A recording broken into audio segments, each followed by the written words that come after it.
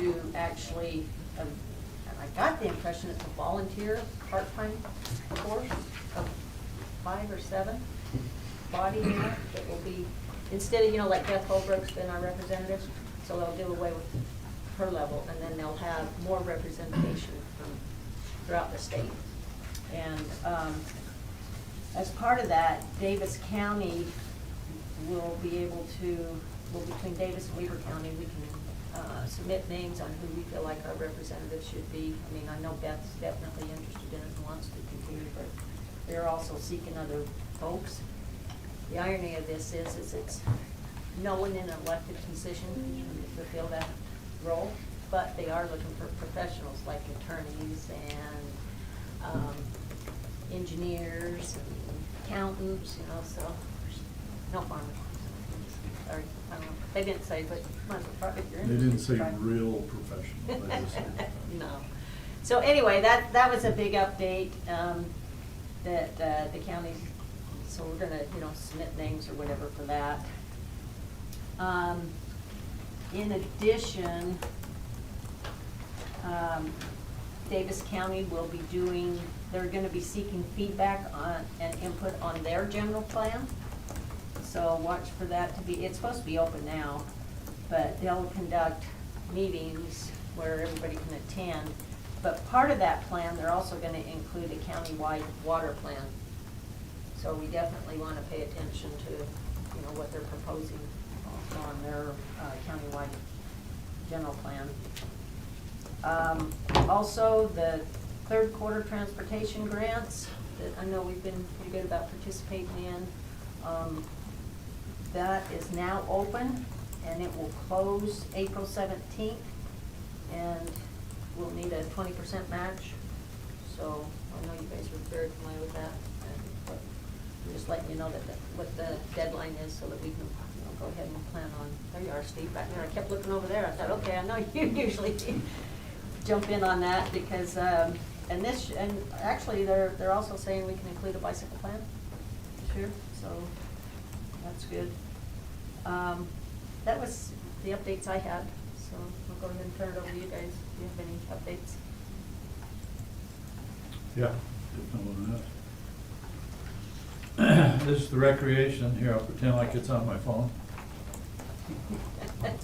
But family night at the library is March 20th. It's free.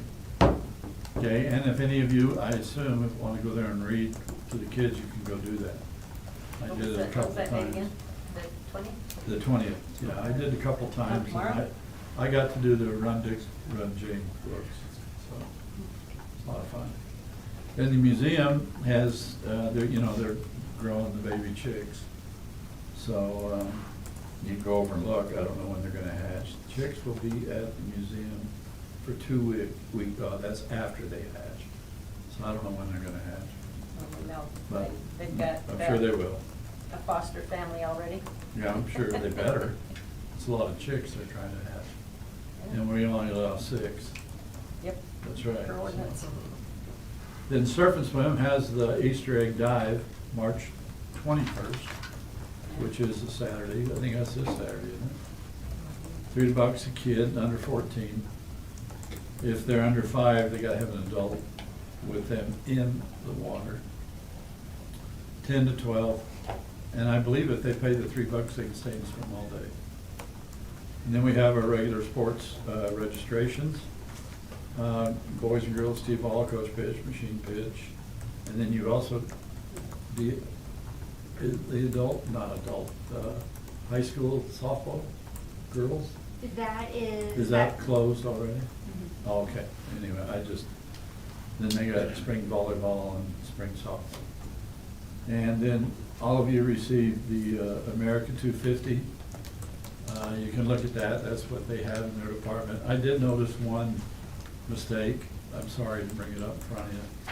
But on the second page, under July 3rd activities, the second one says Layton City America 250 Puppet Show. That's not bolded. Okay, so Nice anyway, try. I just wanted to let you know. Thank you. And other than that, happy birthday to those whose birthday is in this month. I won't mention any names so they don't feel slighted, but she's over here laughing next to me, so anyway. Yeah, but you're gonna want her treat. Well, of course I do. That's the only reason I come to these meetings.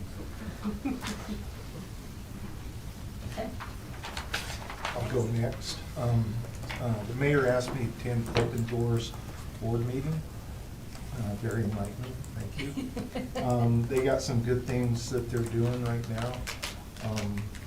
A couple things that the board approved. If you don't know, they're relocating to a new building. They also are gonna partner up with the Bountiful Food pantry? Food pantry, and actually turn over their food pantry to Bountiful, and it's gonna be rebranded as Davis Food Pantry or something like that. So the building up there that they have is, Yeah, they're working through a bunch of issues, which, what was surprising is the number of military personnel that use the food pantry, especially during, one thing they mentioned during the federal government shutdown. They had a big demand at that time. But then the Bountiful Food Pantry, which now will be the Davis Food Pantry, will take over the whole operations of it. So, they went through some of their other reports, the number of residents that they've helped and stuff like that. So back to my old roots, so to speak. So thank you, Joy. one thing on that military, that, you guys need to know here in Layton is, we knew they were short food and they were pretty desperate. And I got a hold of Faith Baptist Church and Pastor Dickel, and they did a quick food drive as well as worked with some other folks. They pretty much played the point person, is what I'm trying to say, but it was really a lot of people within the community and businesses, and they were able to gather 4,000 pounds in a very short time to get up there and take care of them. And from what I understand, it was, I know that they were so thankful that they turned around. Remember the guy that we did as our hometown hero that worked up there? All of a sudden I drew a blank, his name, I think, there's one. Anyway, they honored him as well, the military folks did, because they were impressed with being able to just be responsive for them. So I guess my hat's off to all the residents of Layton and all the businesses that stepped up during that time. Okay, thanks. That's all I got, Joy. That's good. Are they relocating outside of Layton? I'm sorry. Are they gonna be relocating outside of Layton? Yeah, it That sounds like means- Clear if I remember right. No, Bountiful's in, I can tell you But where I the don't building know is. about the food pantry, where that's gonna be. But Yeah. Do you know where they're Yeah. located? I know where the new location of Open Doors is being, I wished I knew the streets. 13 something, 13? Yeah, if you go up Main Street and, gosh dang it, let me think of some landmarks. Okay, by Kent's or Rancho, it's Rancho Markets now, sorry. So that street where you got Rancho's Market, and if you can go west, if you just barely turn west, it's gonna be the building on the south side. It's a 2-story building, and it used to be that daycare place. That's right, yeah.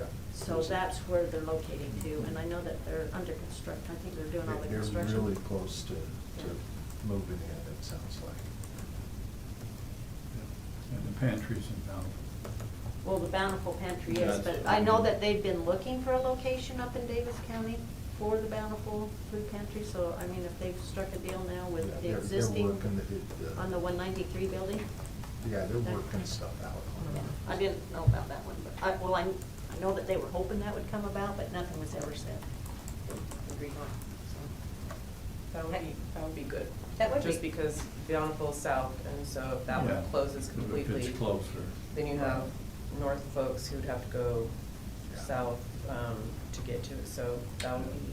Their Good. gentleman that is running the pantry, he's retiring. Oh, that's This- the one that was our He's hometown gonna hero. retire here in a few. I do know that they are trying to do, they've been experimenting more with the mobile on, that might be the hub, but then using vans to take the food out to different areas where the people are. so that, I know that they've been working that, and I haven't attended to see what the results are, but I know that's the goal, is to try to do that, distribute it closer to the source. Okay, anybody else? I got, well, 2 items. One, the ramp commission, I know we met a couple days ago, but ramp commission met and voted on the grant application, so that's part of the budget Okay. discussions going forward. And second, I had a resident reach out about Flip Your Strip, Oh, and that's been changed. So it's no longer Flip Your Strip, it's been swallowed up into the landscape exchange program. And so Layton residents can still use it for your park strip. It's $1.25 a square foot. They can also use it for their landscape, their front yard, backyard, like the other program, Yeah. landscape program that we weren't part of. We're still not part of that, and that's $2.50 a square foot for that, but we don't qualify because we haven't. Didn't change our ordinance? yeah, we But did we do change it. qualify at $1.25 a square foot. Is So that just for the strip, or can that $1.25 be applied to anywhere on the property? Anywhere on the property. Okay, that's good. So That's a start. By Weaver Base. Yeah, and I just asked a couple of questions, but then I was kind of, had to listen to the whole spiel for 20 minutes and urged us to look at it again and Right. all that. But anyway, that's good though. Yeah, Yeah. that is, no, that's Sure good is. feedback. It's good for us. Yeah. I mean, you know, any time you save water, it helps, period. Can I just thank staff for their help with the Layton CTC and that DFC grant? Staff was really responsive just in getting the information that Tiffany needed to fill out the documents. And she was able to meet with all of the folks that she needed to. And I believe that she had a signature to get from Tracy that she was supposed to get yesterday, I think. So that should already be in the works, meaning that she can transfer the rest of that application over to the city to finish what we need to finish. But staff was very helpful, so just wanted to give kudos and thanks for that. Good, very good. Okay, anything else? No, let's go ahead and move on then. It would be our third item of business, which is our neighborhood town center zone. So Weston and Brad, I think are going to present on this. Yep. Hold up. So Brad's going to do most of the presentation here. Sorry, not moving you over there. Really grateful for Brad and all the work that he's done. He's done a fantastic job. This is no light lift. As you can see, it's a fairly big ordinance. A lot of it is graphics and charts, and so but there is a lot of information in here. We do not have a code like this, and so there is a lot of starting from ground zero, creating this, going to other cities, identifying what works, getting into the minutia. This is definitely a draft. Brad was frantically changing things as we keep updating things. He was even working today and recognizing things that needed to be updated. So you might see some things that like clarity that we need to have, but we wanted to bring it to you and get your input. As you guys are aware, Gordon 89 property is going to come to an end of an auction at the end of this month, and we want to be ready for that. So our goal is to have this back to the council next month for a vote. And so we wanted to get your input on this. We'll be taking it to Planning Commission next week for their just work session review as well. But I'll let Brad jump in, and I'll jump in if I have any other comments as well. Great. Thanks, Weston. So as you can see, it's a real page turner. Lots of stuff there for you. So we'll kind of go over this briefly. It is a draft. And like Weston said, there's a lot of graphics. There's a lot of tables in here that kind of take up a lot of the pages. But the intent behind our code is that we've written it to be very specific for our town center. Also in a way that this could apply to the Gordon 89 area, and we could then maybe take that like it starts there, and then we could build off of this and use it for the West Layton Town Center area. And so this kind of shows the initial, like, just the application process. Our plan is that we would, as we would rezone the property, there would be a rezone with a concept plan and development agreement with the master developer on the site, and that's what we're hoping to see happen as they, transfer ownership. And then we have written into the code that we would have a development plan, which is similar to our mixed-use zone, our CTH zone, and our mixed-use TOD zone. And so that further hammers down detail on exactly what they can do. The development plan would be at the planning commission level, and it would have to still comply with the standards that are outlined in this ordinance. And then planning process, site plan approvals, those would follow our typical process that we would have in those other zones. So this is how the code is broken down. It's broken down into these different sections. So it'd be Title 1928 that we'd be adding to our municipal code, and then within that title you'd have these different code sections. So I'll go through each one of those. The first thing is the zoning subdistricts. The thought behind this is that when we looked at our town center master plan, it was very specific. For the Gordon 89 area, saying this is where these specific uses should be. And we didn't want to be disingenuous with the public on what they had seen and all of the public input that was put into this. So as such, we decided to create a code that is a zone overall, but then within that zone, you have these different sub-districts, so kind of like sub-zones of the overall zone. So you can see that, we've got a commercial, mixed-use, town home residential, neighborhood residential, detached residential, and open space. And so I'll go over this just so you can see it a little bit better. So the commercial is the red area. You've got the two mixed-use areas that, and all of this aligns with what's in the master plan. This is neighborhood residential, which is a little bit, this is more like duplex or the mansion-style homes. And then on that west side, just like the master plan says, we've got detached residential. And then this area that's identified as open space, but based upon the grades that are there, I've only had one developer that I've talked to who said, oh, well, I could build on that. And I'm like, okay, knock yourself out. Let's see how you can actually make work. But we fully anticipate that this will probably be something that just gets transferred ownership to the county because it's next to the golf course. And there's a huge grade change here. You'd have to do a lot of things to probably get very little yield on the property. And so that's why we've left it as open space. When you get on this Gordon Avenue South, down at the very bottom, that's all hilly, water. Yep. I mean, so you can't build on that, can you? Right. You're talking to the west? Yeah, so this, Yeah. all of Yeah. this area. Well, And no, then not to south? the west, to the south. Well, you got some residential. Yeah, so you've got some between there. residential that's just to the south of that, right here. Yeah. But then you've Oh. got the Holmes Reservoir that's further to the south, but then also right here, this is a detention basin, and then you Yeah. also have Cold Creek that comes down. Okay, so it's just saying, Yeah, it's within those sub-districts, but that's pretty much open space too, so that's Yeah. maybe something that we could Okay, that's redesignate. fine. Because it's not, they won't be able to build on it. Yeah. But we could do like a trail or something Yep. like that Mhm. around it, and, Yep. yeah, which is nice walking path. And then we get into different uses, so because again, we're breaking this up into sub-districts, we are having its own table within the zoning ordinance here, instead of having it added to the other tables, and so we would just be referring to the uses that are here. The main difference that you're gonna see between this use table and our standard use table is that you have permitted uses, and then you also have uses that are permitted with development standards. That's what the D stands for.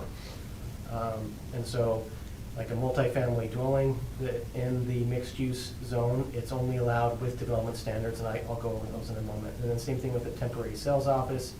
It would only be allowed in these sub-districts based upon development standards that are outlined in the code. And everything else is listed as a permitted use. But we'll probably get questions. Temporary as in how long? Temporary, yes. So there are standards for that too, and I'll go over that. But Okay. mostly it's as something's under construction, and it can't be a mobile, it can't be used as a residence, nobody can be living there. Yeah. Those types of things. So that's just kind of, see, follows the same type of format as the rest of our, code when it comes to the uses. Lots of commercial and service uses or related uses. And then here are examples of some of the development standards. So for example, a daycare, it would only be permitted on the ground floor and no more than 50%, in a mixed-use building. It would be permitted in a commercial building, but this is a development standard that applies to a mixed-use building, because we don't want the whole floor area to be taken up in a daycare. With studios and health services as well, limiting it to 5,000 square feet because it is a studio. And we also recognize that the larger we make those, there's going to be greater traffic impacts. And so we'd like to keep that on, kind of a smaller neighborhood scale type of use. Gasoline retail is another one where it's permitted as a secondary use to a grocery store. We've had lots of questions from potential developers on that, like can they do a standalone gas station, or does it have to be tied to the grocery store?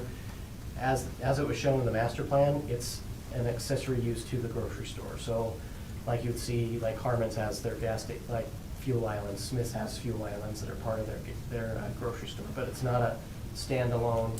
So in other gas words, a station. Maverick can't be there and then Right. In other words, it wouldn't be just straight up a Maverick there on the corner. And as we went through the design standards of the master plan, it really discouraged having those types of uses. And a lot of it was input and feedback from UDOT saying that they wanted things that were that impactful when it came to traffic to be located off of the intersection of 2625 and Gordon Avenue, because it would really increase the amount of traffic, probably require double left turns and take away some of even the. if they went to the north, like I think your Yeah. plan at one time had the gas Possibly, station? yeah. I think there is a gas station that shows like to the north Yeah. as one of the alternatives, but that's one of the things that we have drafted right now is there's two concepts. One of them shows it as being accessory to the grocery store, and then the other one shows possibly a separated gas station.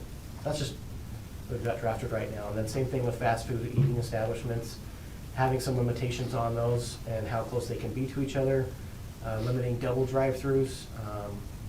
Really, a lot of it gets to the pedestrian-focused intent of this town center and how they're supposed to be a mix of use and multiple residential uses there. Quick question back on the gasoline. You Yeah. mentioned Harmon's. Harmon's in Farmington is. It's completely detached, Yeah, it's yep. on the other side of Yeah. Farmington Station. Is there some, are you saying that it needs to be adjacent to the grocery or to the grocery, or can it be? Yeah, that's the intent, but we probably need to spell it out a little bit more to say that it needs to be. That's For gonna the be a same hot reason. button for us. Yes. That's why we're questioning it. No, I So, appreciate it. if I might, so holistically, part of the goal here is to provide the city a different development pattern than we don't have. Right, we talked, on Tuesday, we talked about creating and having some diversity within our city.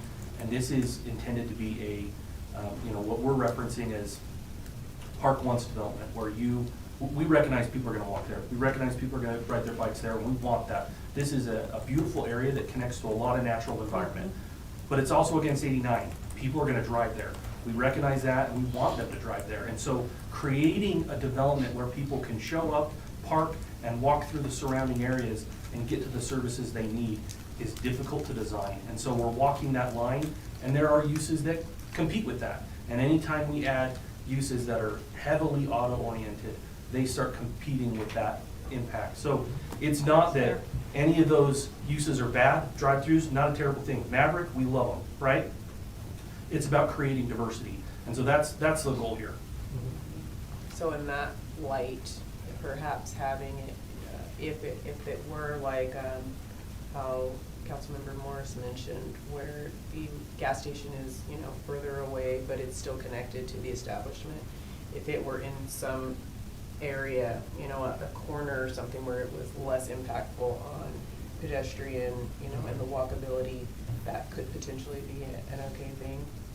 Yeah, potentially. I mean, it just depends on. on the layout and how that would work. Yeah, I think we'd have to look at that. And if I go back to just the kind of where the layout of the roads is, Mayor, I think what you were mentioning is that in one of the concepts that showed Yeah. possibly a gas station here. And so that may be a possibility. The challenge with that is that it's then taking vehicle traffic through this to get Yeah. there. And so what we've seen is, in our concept, kind of a grocer right here with some gas stations there. And then in order to make a left turn, with Gordon Avenue, it's already gonna be limited by UDOT, that it will have only right in, right out access on Gordon Avenue, so the left turns will have to be at 2625.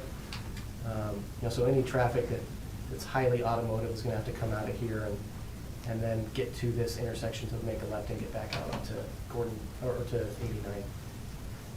One of the other So- components, oh, sorry, I need to. I was gonna say, it's, just looking at the map now, I guess if we were solely focused on the convenience of the convenience store, for lack of a better word. Right, sure. There's only one corner there that would even work, but it's already in orange, right? And Right, that- yep, so this is the townhome residential, and then Yeah. it would probably be this corner, and as we've talked to, you know, we've talked to some groups where they've looked at our master plan, they said, we would love to do this, we wanna do this exact thing, we want to limit the amount of automotive traffic, but then we've talked to other groups that say, well, if I can't do 8 drive-throughs and car washes and this or that, I'm not interested. And we're like, okay, well then, there's plenty of other areas in Layton that you can do that. What we're trying to do is, Yeah. with Yeah, this and it's with a- our other town centers, is provide a diversity of land use and location types. Well, and like I've said all along, you know, this is actually a new gateway to our city, Mhm. right? And so we do need to make it presentable and nice, and so, yeah. Yep. One of the components that's good to think about as we're going through this is just that we're walking into some new planning that, you know, we haven't done before, which is good. There's a little bit of crystal ball conversations going on here. We don't know what the developer is gonna present, right? No, we And so don't. could there be a standalone gas station that would work in a very, you know, efficient way in this area? Yeah, it could. And there might be little pieces as we're going through this code that we're like, we might need to come back to your group and say, council, we'd like to discuss this because this is how we initially saw it, this is the development package, and these are some tweaks that we'd like to make either to the ordinance or to the development agreement to manage that. But in an effort to get something on the books and to have some good efficient standards, we feel like these are good ones to start with. Thanks, Weston. So here are some of the things that this code gets into a lot that we're not addressing a whole ton right now in some of our zones. And so these are some things that we've added into the code, so building facades and materials. So this is an example of one of, multiple examples of some of the graphics that we have in here. And so this is a building that would be on the corner. We're requiring that if it is at the corner, that you have to have an angled facade here that kind of faces the intersection, so it brings that back a little bit, Yeah. you know, and is really attractive.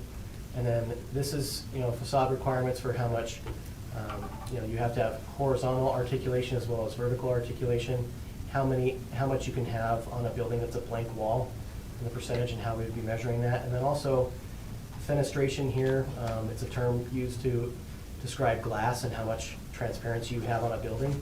And so how we would measure that on a building, and this would be, say, for a ground floor, we would be measuring that between 2 feet and 8 feet, and there would be a minimum required transparency that you would have on every floor as well as on the ground floor. And then also some limitations on, you might be able to have some glazing where it's a window that you can't see through, but that has to be underscored with more glass that you can see through. The idea is that if there's storefronts, you can see into the storefronts. For one, that helps people be able to see there's a relationship between what's going on inside and outside.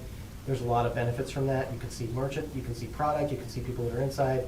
We also feel like it helps with security as well. When you have those buildings that, you know, when they've got the windows that are completely wrapped, you can't really see what's going on inside the store if you're outside. And so we just think that really is good for the pedestrian-oriented scale. These are some things when it comes to materials that we're trying to emphasize, so being very specific in what we allow. With brick and stone, we want to make sure that when they're using brick and stone, they're fully using brick and stone. It's just not a veneer that's being slapped onto the side. Good, I like that. I've seen this before where there was the wall that was it was Boston's before, now but some of the bricks started to fall off of that wall because it was just a brick veneer over concrete. And so seeing that example, we're like, well, we could do a veneer, but if it's not maintained well over the years, it might just fall off and then it doesn't look very well.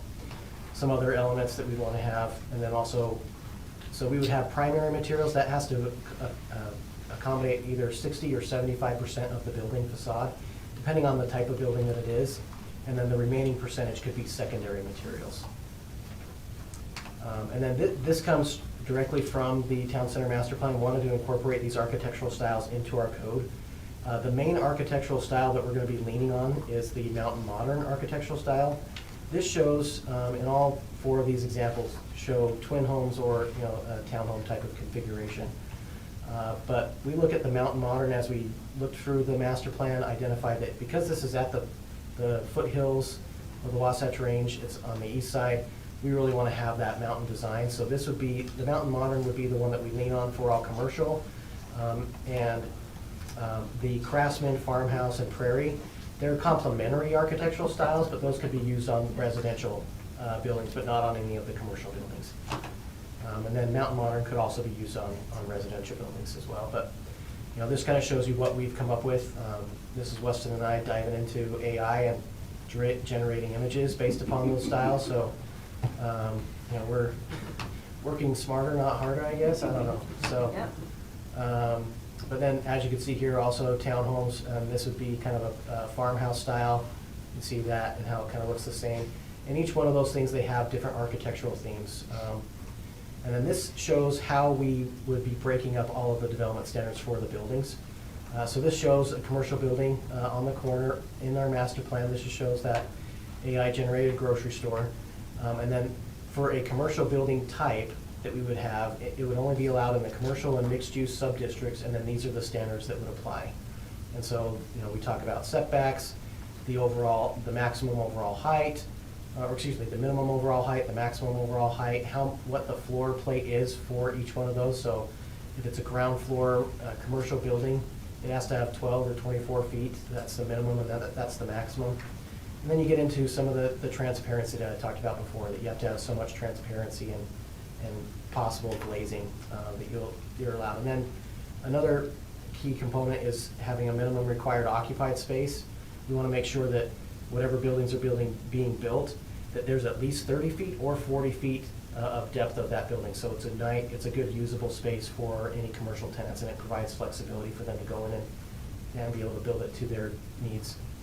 Some other building design standards that you see here is very specific design standards for each building type, architectural style, and so I'll go into those. So we've got in here, it's essentially like a menu of different entrance types that you could have. So this is a contemporary entrance type where it's just flat along the front. You've got a storefront entry type that has the door that's recessed a little bit, and then different roof types. So this is a parapet roof, shows some examples of that, and then there's also a flat roof. And then one of the big things that we're proposing for the town center area is introducing this idea of having an enhanced streetscape. This streetscape would have, what our proposal is that we would have either on-street parking or a bicycle lane there based upon what we are getting. And then we would like to have street trees within tree grates that are planted every so many feet apart. Street benches that are provided within this area. We call it a furnishing zone because these are street furnishings. We also have trash receptacles that we would like to have maintained by the adjacent property owner. We're still working through that in the legality of if it's in our furnishing zone, can we have them do that or not? And if we can't, then we probably don't want to have trash receptacles there because then we have to maintain them. So it's just one of those things that we're looking into. And then also continuing to build off the decorative streetlights that we have in Layton City, making sure that those are being provided in these areas, and then having wide sidewalks. Yes. Trees? Yeah, the street trees. Do you have you Oh, can have these kind? Yep, we're narrowing down that list. We've been working Okay. with Joe Ellen pretty closely on that. So we already have a street tree list, but then with that, we're building off that street tree list and saying that these are the ones that would be within our town center areas. Okay. And kind of going through, we have some street trees that are allowed. There's not a whole lot of them that are allowed within tree grates, and so we're looking at Yeah. what could also work in a tree grate. Yeah. And then this would be the idea for our street benches. These are just outside here. They're nice decorative street bench. We already have the standard. We've used this company as a vendor before. This is the same company for trash receptacles, so having a decorative design there. And then tree grates, that are all consistent, it's a 6x6 tree grate. What's nice about these specific ones is that as the tree gets bigger, these different sections, you can knock those different sections out to accommodate the growth of the stump of the tree. That's cool. That's really good. And then this, we would have different street types within this in order to address that urban streetscape. This is just an example of what maybe a developer could come forward with based upon the existing overall master plan. What we would have is that as part of that development plan, the developer would have to provide you know, the different types of street types that we have. It'd be a regulatory plan. And so we do have these two streets, so this is Gordon Avenue, which is an arterial, and then 2625, and then as it goes to Hobbs Creek Drive, that's a collector street. And then these other ones, these could be local streets that are just, they essentially build off of our neighborhood street standards. And so Do we these are. take into consideration commercial trucks not going into resident, I mean, do you know what I Yeah, mean? yeah, so with those, I mean, I like, don't know how you stop that, but I mean, you wanna build it so the trucks wanna go into into the commercial areas or Yeah, not, right. yes. And so we're taking the baseline of our engineering standards, so our public works standard that's already in place. The only thing that's really changing is this streetscape right here. Everything else, when it comes to an arterial, the top back of curb to top back of curb, that is the same as our city standard for an arterial. Okay. Same thing with the asphalt width, same thing with the collector. So this would be, you know, you got a higher street, higher volume street, a lower volume street, and then you get into a local street. the, okay. What is the, you may have to get into this later with Sure. engineering, but what would be the buffers aside from trees, because they wouldn't be along the entire road, but what would be the buffer between where the pedestrians would walk in this expanded sidewalk versus the Oh, road? yeah. So you're talking, you know, this area here between the street and the, Mhm. yep, so this would be an 8-foot wide furnishing zone and then an 8-foot wide sidewalk. Along the arterial, right now, our standard is to have a 4.5-foot park strip and a 5-foot sidewalk along all of our arterials. And so the idea is that we anticipate and we're planning that this will be an area that has more pedestrian volumes. So just like how we increase the travel lanes on roads for more vehicles, we're increasing the width of the sidewalk to accommodate more people walking. Can I ask a question on? Yeah, go ahead. On the same lines then, I'm still looking at the auxiliary Yeah. drawing, where you've got the bike lane and then you have a 2-foot buffer. And on that, are you thinking paint or are you gonna do a raised? Yeah, that I falls know it's back to all- our active Yeah. transportation plan. Yeah. And so this, right now, what I'm showing is just a painted buffer of 2 feet, and then a 5-foot bike lane. It really boils down to Cost. and long-term maintenance, right? Yeah. And so I included that stuff based upon what's in our active transportation plan, but it could also be that we determine as a city, we see that it's more valuable to have on-street parking lanes instead of the bike lanes, and those will accommodate. So we would just have to work through some of that stuff, but that's what we've got planned right now because it aligns with our active transportation plan. And so going back to, let's go back to this one, Mayor. So along Gordon Avenue, that identifies that there would be a buffered bike lane. There's also the trail here. And then the collector street here, that shows, actually on the Utah Trail Network. I don't know how familiar you are with that, but there would be a trail that would go along 89, and then it comes off of 89, goes along Holmes Creek, and then it would go right up through our town center and then continue here. Yeah. Which then eventually provides that connection to the underpass that Right. would go to, you know, the Case Creek Trail and then underneath. And so, you know, anticipate that there would likely be, especially with this being in the hillside area, and people might be biking on the hills and those types of things, there might be a lot of use. You know, Yeah, for active and that's what transportation. I'm saying. Again, this is kind of like I think it's a crown jewel and an opportunity to really kind Sure. of implement the new thought process and really encourage people for active mobility and stuff like that, so. Right. So And then- maybe raised. Yeah, so yeah, possibly raise one. Because I'm just Safety wise, thinking- that's the best thing. Right, Yeah, and even exactly. with the like extended sidewalks for folks, I'm not an avid, professional biker like my good council member across the way. But when I'm riding, I'm gonna be on the sidewalk because I don't wanna get hit. Mhm. So if it were less safe and that's where I was riding, I would probably be more inclined to be on a wider sidewalk. Mhm. So if there is an actual raised buffer that lets you, feel more secure and Yeah. the folks driving know that you can't just run folks over, Yeah. then I think that is something we should definitely Well, you can go around highly the consider. trees. Yeah, there's lots of examples. Yeah, there's lots of good examples of that. There's, you know, Weston and I went and looked at a few locations where the bike lane was actually raised, and so you had it, so say for example, if I were to look at this specific location right here, so the curb would be right here, and then this would be a raised bike lane, I guess you could say, or a shared use path. You would have the furnishing zone and then the sidewalk. So we've seen that in other places. We've also seen it where it's on the street and completely separated as well. So still kind of working through all of that, but yeah, at Yeah. a minimum, this is what I've Again. got showing. Well, I'm just Yeah. thrilled that you have it in there, thank you. Yeah. And then we've also gotten this idea that as we go through our commercial areas, that we would have a primary access way. And so what's a good thought about, a good example of this is the area where there's Winco and the street comes off of Wasatch, and then it starts to go down through, and that's all private right there. The problem is that we're now missing areas where the sidewalk connects into it. So you could be walking along Gentile, but now you can't get to the front door of Winco. You have to walk through the parking lot. Yeah. And so the idea is that we provide, they're private, but there have to be sidewalks that go through there. And so we call these essentially primary access ways through a parking lot. And so along these access ways, it's providing those pedestrian connections from the public street to the front door of whatever the use is. Good. Yeah, I do. And then getting into a lot of detail with landscaping standards, this is just what it would be for a parking lot landscaping buffer, high landscaping standards within the interiors of our parking lots. A good example of this, if you want to see what we're kind of talking about, is if you go over to the business area that's by Red Robin and the mall. They have parking islands and medians that look just like this, and an example is in the code. I just didn't have it in the presentation here.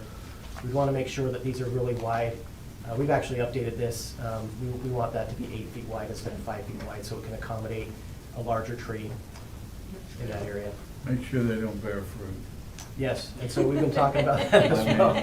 That like, we don't want cars to be parking underneath them and they're just getting showered. Red Robin has something, it's a little red. I don't know Very, what it- yeah. Mhm. They're And it trashy. is, I mean, I came out in my truck and I thought a bunch of birds had flown over, Yeah.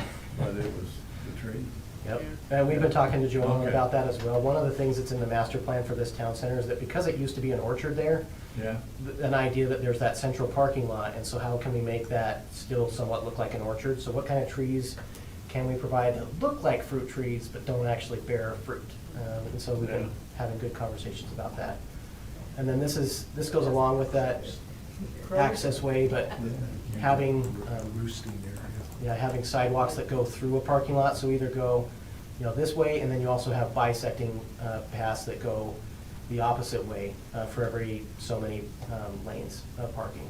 That's good. And then sign standards, this is something that there was a lot of work done on this before in city code, and so we're now just getting to the point where this makes a lot of sense to start to implement this. It's kind of hard to see here. Your document's probably better to see that one. I was gonna say It should be the that's- very last page. Yep. Yeah, your document, yeah. So if you look at that, what we're proposing is essentially just signs, standards that are more town center focused. Signs that are on awnings, signs that project from a building that you can see as you're walking. Different window signage and some limitations on how much window signage, you know, you could have. Like I talked about before, we want to be able to see into the businesses, and we don't want the windows to be fully wrapped. And so having some limitations on how much window signage you could have. And then these are just some examples of what an internally illuminated sign would look, or external illumination, internal illumination, or, you know, with a halo, or internal illumination just within the channel letters of the sign. Yeah, with that, concludes my presentation. Happy to answer any questions that you have, but, That's a lot of work. yeah, there's a lot in there. That's good, though. I think when I told Weston how many pages it was, probably taken back a little bit, like, what are we doing here? So, but the real intent behind this is that we wanted to have a robust code that really hits the vision that we were working on with the general public, and hopefully doesn't leave us short on what our hopes and visions were for that area. well, I applaud you for Yeah. thinking of things that I'd have never thought of. I mean, you know, this is a town center, so let's make it a town center. Yeah. Yeah, no, I like that. Well, and a lot of credit also goes to, you know, the amount of time that we've spent with our engineering staff going over Sure. things, as well as our legal staff, and then, you know, Joellen's a valuable resource, you know, to pick her brain all the time. And I think I said to her the other day that one of these days I need to return the favor and help her with something. How much I've asked her questions, so.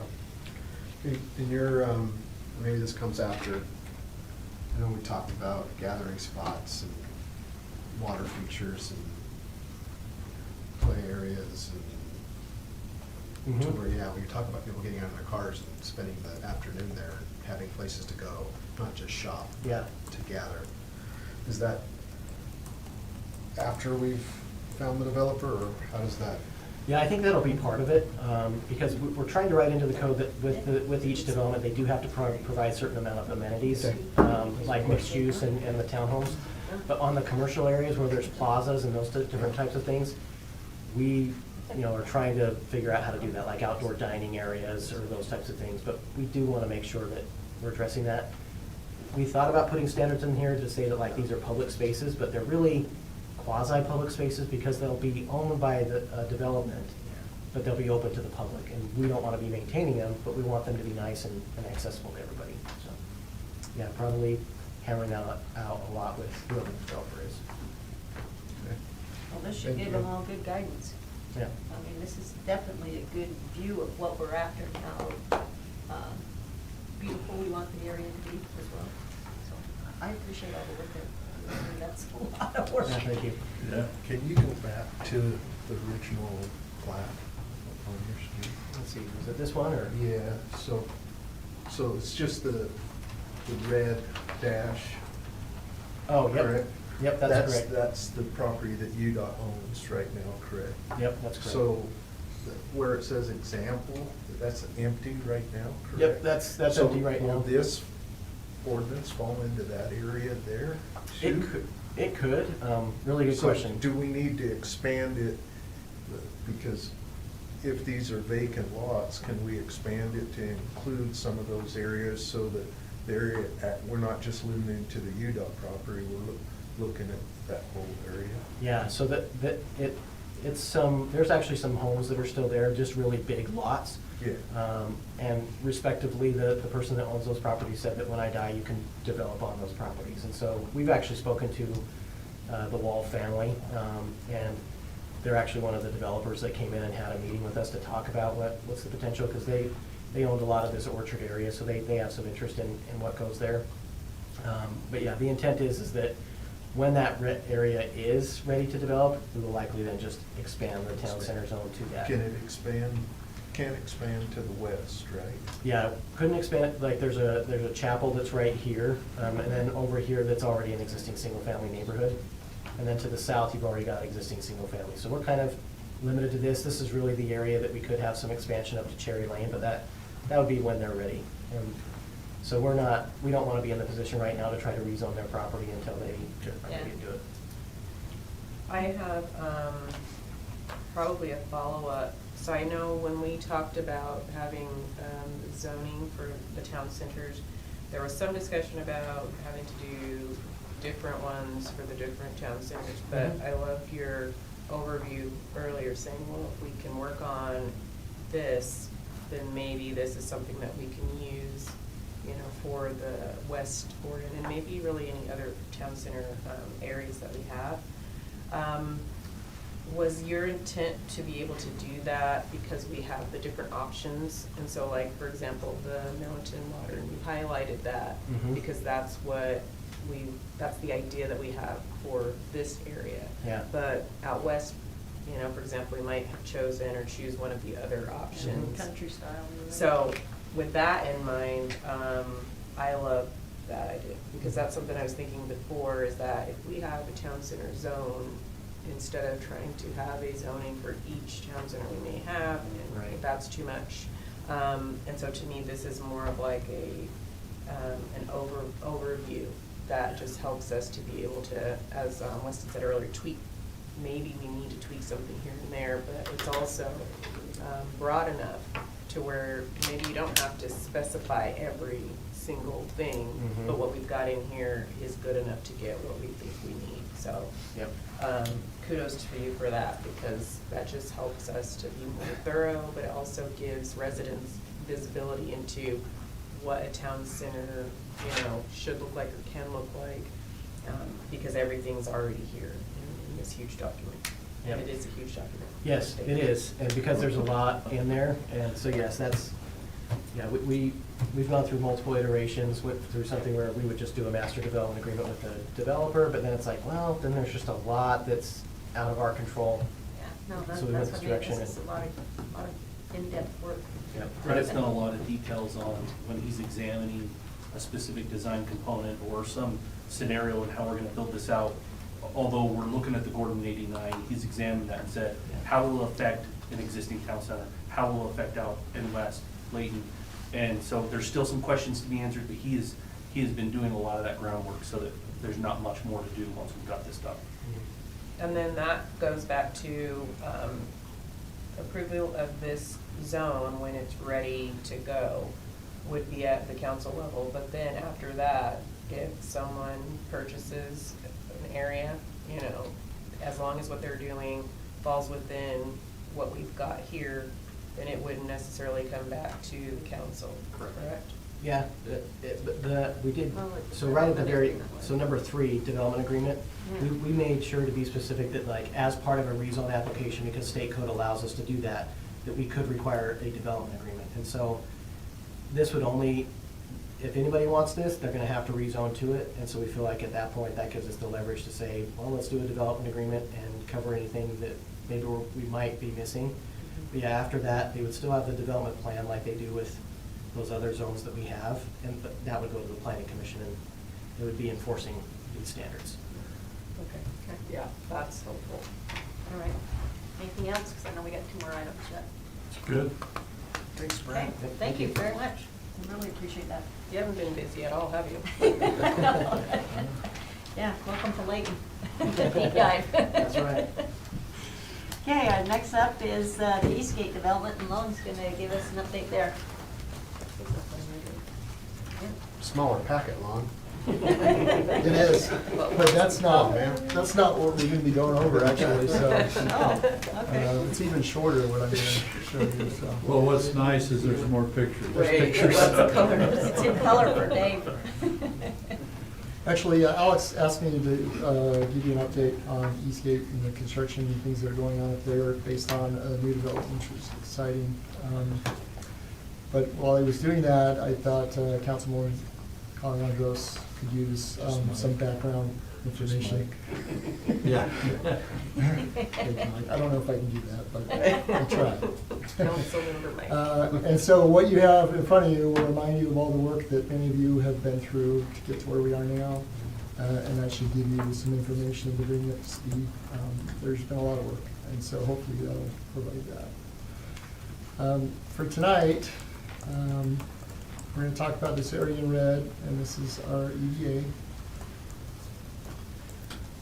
Mainly, we're going to talk about the area up at the north end of Fairfield where most of the construction is happening. We did have a great new building built right here this past year, and ES3 moved into there, which is a global defense contractor. It's fairly well known. We're pretty excited about that, with the 200 engineering jobs in that location. And then we'll talk about this up here. This map shows you the ownership currently, which brings us to why I'm here. If the council recalls, in 2016, the city went into signed an option agreement with Wasatch Integrated Waste to purchase these 2 lots at the top of Fairfield, and it's about 24.5 acres. In 2024, I had the property appraised, knowing that something might happen soon. And at that point in time, the city executed that agreement and purchased the property from Wasatch Integrated. 2025, you transferred that option property to the redevelopment agency, which is also used, so that's hard to explain. But And then the agency accepted that transfer, and this is a requirement of state code, which is why we went through that. And then in 2025, the EDA approved an option agreement with JL for them to purchase the property, and this was last fall. A few weeks ago, JL decided to execute that agreement and provided an offer for the $8 million, which we asked for in the option agreement. That was reviewed by everybody, and the mayor signed that per the agreement. And right now, they have 45 days for due diligence, but they should be purchasing that property for the $8 million and continuing the development. To bring you up to speed here, just the buildings that are under construction, which you're aware that QMAC will break ground on a 67,000 square foot building soon. They've been attempting to do that for a little while, and they're ready to move. We know that Janeke actually also has an expansion plan they're working on. We expect to see that soon. This was completed and moved into by Northrop in the spring of this past year. And they're currently working on these two buildings right here. This is expected to be completed in the fall. And there's more on the way. This number right here does include the Grandview building, which was the one I showed you in the corner over here on the other map, which was 46,000 square feet. So basically, right now, this past year and in this next coming year, we have about 842,000 square feet of manufacturing building being built at about $124.5 million of investment into Layton City. And to give you some reference, the entire Eastgate was valuated at $210 million last year, or for 2024, and so it's significant. And about 1,300 jobs are coming with that construction. And so that's where we are. We know there's more. There's exciting news. Some people know, and once we're able to let you know, we will. But Thanks who for that. honored the agreement to not speak first? We did. For for a long time, so thank you. I don't even know who that he's talking about, but I'm just referencing our agreement with. There were four of us that were under an NDA for almost 5 years. Yeah. Which was hard. But it's exciting to see everything going on up there. It is. We do know that Northrop is planning a wall, which we're not sure when they're going to submit or construct that, but they expect the wall off the whole property for security reasons, and there's other reasons which help them. Like a concrete wall? Like a fence We wall. don't know. We don't know. We don't know what they proposed yet. Most of these types of facilities, it's a brick wall, so I'm not sure. But Northrop also has one that's chain link with slats. I hope it's not that, but yes. As long as it's got wire on the top. Need it, graffiti coating. I guess I could mention also, engineering staff's been working on a roundabout at this location, and we're currently working with QMAC to get a little corner, and Janeke to get a little corner to create that, and then it'll head east and stuff to Sun Hills.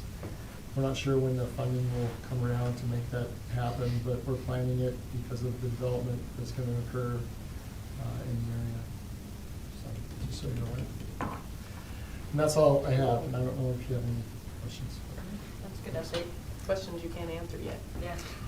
We'll respect that. Yeah, we won't ask the question. We won't ask. Yeah, we will. I don't know if Dave might, but. Yeah. I will. Yeah. Mike might. Okay. That's right. Well, gee, that's, we'll move along then. We'll have time for We'll celebration here in a settle minute. Okay. Sing to you. Did you practice? Okay, next up is our ordinance regarding the kiosks throughout the city then, which I think is it Chief? Which one from your? It's gonna be me. Oh, Yeah. excuse me, okay, sorry. Sorry. Yes, I knew that. We're here for support. I'm Okay. just here for my moral There's a lot of support, support. It's very All right, well. in case I get too nervous.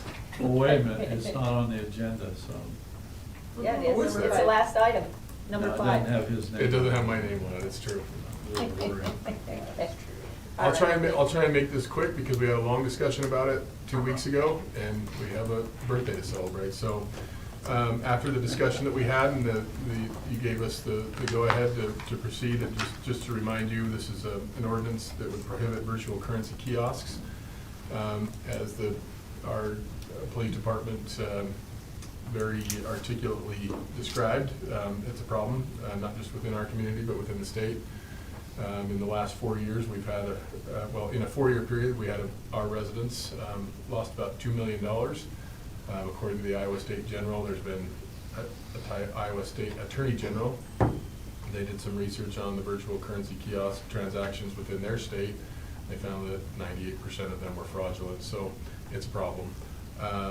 They are preying on vulnerable portions of our population in particular, and the steps that the police department has taken have been admirable, but have not been sufficient because a lot of people either don't read notices or don't believe notices. So with that, we have proposed the ordinance that's located in your packet.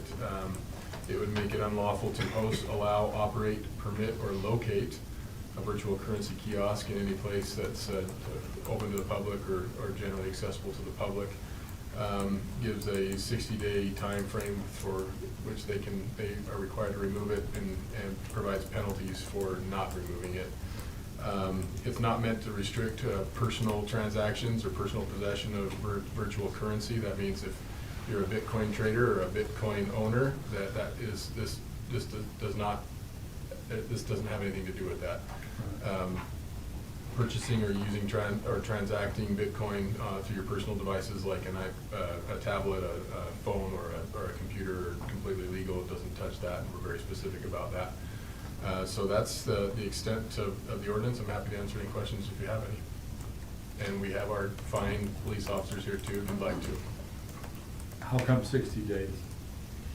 Just to give the shop owners an opportunity to notify them and get them out. It might take some time. Well, hopefully it'll happen sooner, and it should, but it was also modeled in other states and other cities that have done it, and that was the time frame in which they used, and we felt like that was reasonable. I disagree. That's okay. I'll go with you since you're the lawyer. Well, when you remember that there were folks who wanted to get rid of them, but they had like a contract or something, and so they couldn't. So this gives them. Well, you can always unplug it. That's true. You know. But this gives them teeth, right, to be able to say, hey, Yeah. we can't have this here. And I have heard that there are instances of shop owners, not necessarily within our city, that have unplugged them because they're tired of people getting ripped off, basically. If they are what they are, Yeah. and they are, then get rid of them. Yep. So if 60 days is what we're gonna do, fine. But We think it'll happen sooner than that, Yeah, but that gives the I shop get owners it. an opportunity if they can get out of it. take I'm whatever sure measures they need to. Okay. We haven't had any others that have come in since you guys have made awareness of it, have you? Yeah, there's been more cases coming through. Oh, she means more machines? As Oh, well. no, yeah, no more machines, more cases. No. Did we have 18 machines, is that what it was? Yeah. But more cases, so, Yep. oh, that's too bad. Just had a case a couple weeks ago where it was a youngster that put 3,500 in. I think that was the FBI and he had a warrant, so. Wow. Is that right, Thursday? Well, I applaud you guys for Yeah. getting right on it, doing. These gentlemen right here put a lot of work into this. Yeah. Not exciting, thank you. So- Yeah. Assuming this passes tonight and all this happens and they're gone, what if one comes back? What is it? It's prohibited. But what's Yeah. the Class B? Class B misdemeanor, Okay. yep. How does that affect the shop owner? 'Cause so is the shop owner? That's the shop owner. It goes against the So shop it- owner, not that's kind of the what that party, that third party? 60-day is intended to kind of transfer that to, right? Like, there's a grace period for the shop owners to remove Get those rid of them. things, but to then bring them in after that, then that's gonna be, our focus right now is gonna be, would be, if we could, would be on the actual owners The owner. of the kiosks themselves. Yeah, But- right. But it's going to push the pressure to the shop owners to keep them out. Good. Any other questions on it? Sweet.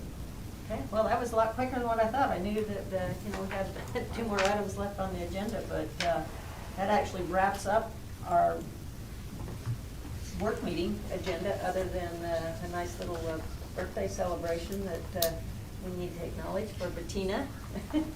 So do you want to have the honors of passing your treats around? Your It's treat her of choice, or birthday. do you want us to? I mean, I'll be happy to, but. I would just put them on. Do we have Happy the to do meeting that. first? No, we don't need to adjourn yet. I mean, if you guys want to adjourn, we can, if you want to. Do you have something else you want to share? I move we adjourn if we can, Celebrate your birthday. so we can celebrate our birthday. Sarah, do you guys want to acknowledge? Turn off Do you the- want, okay, there's been a motion that we adjourn. I need a second.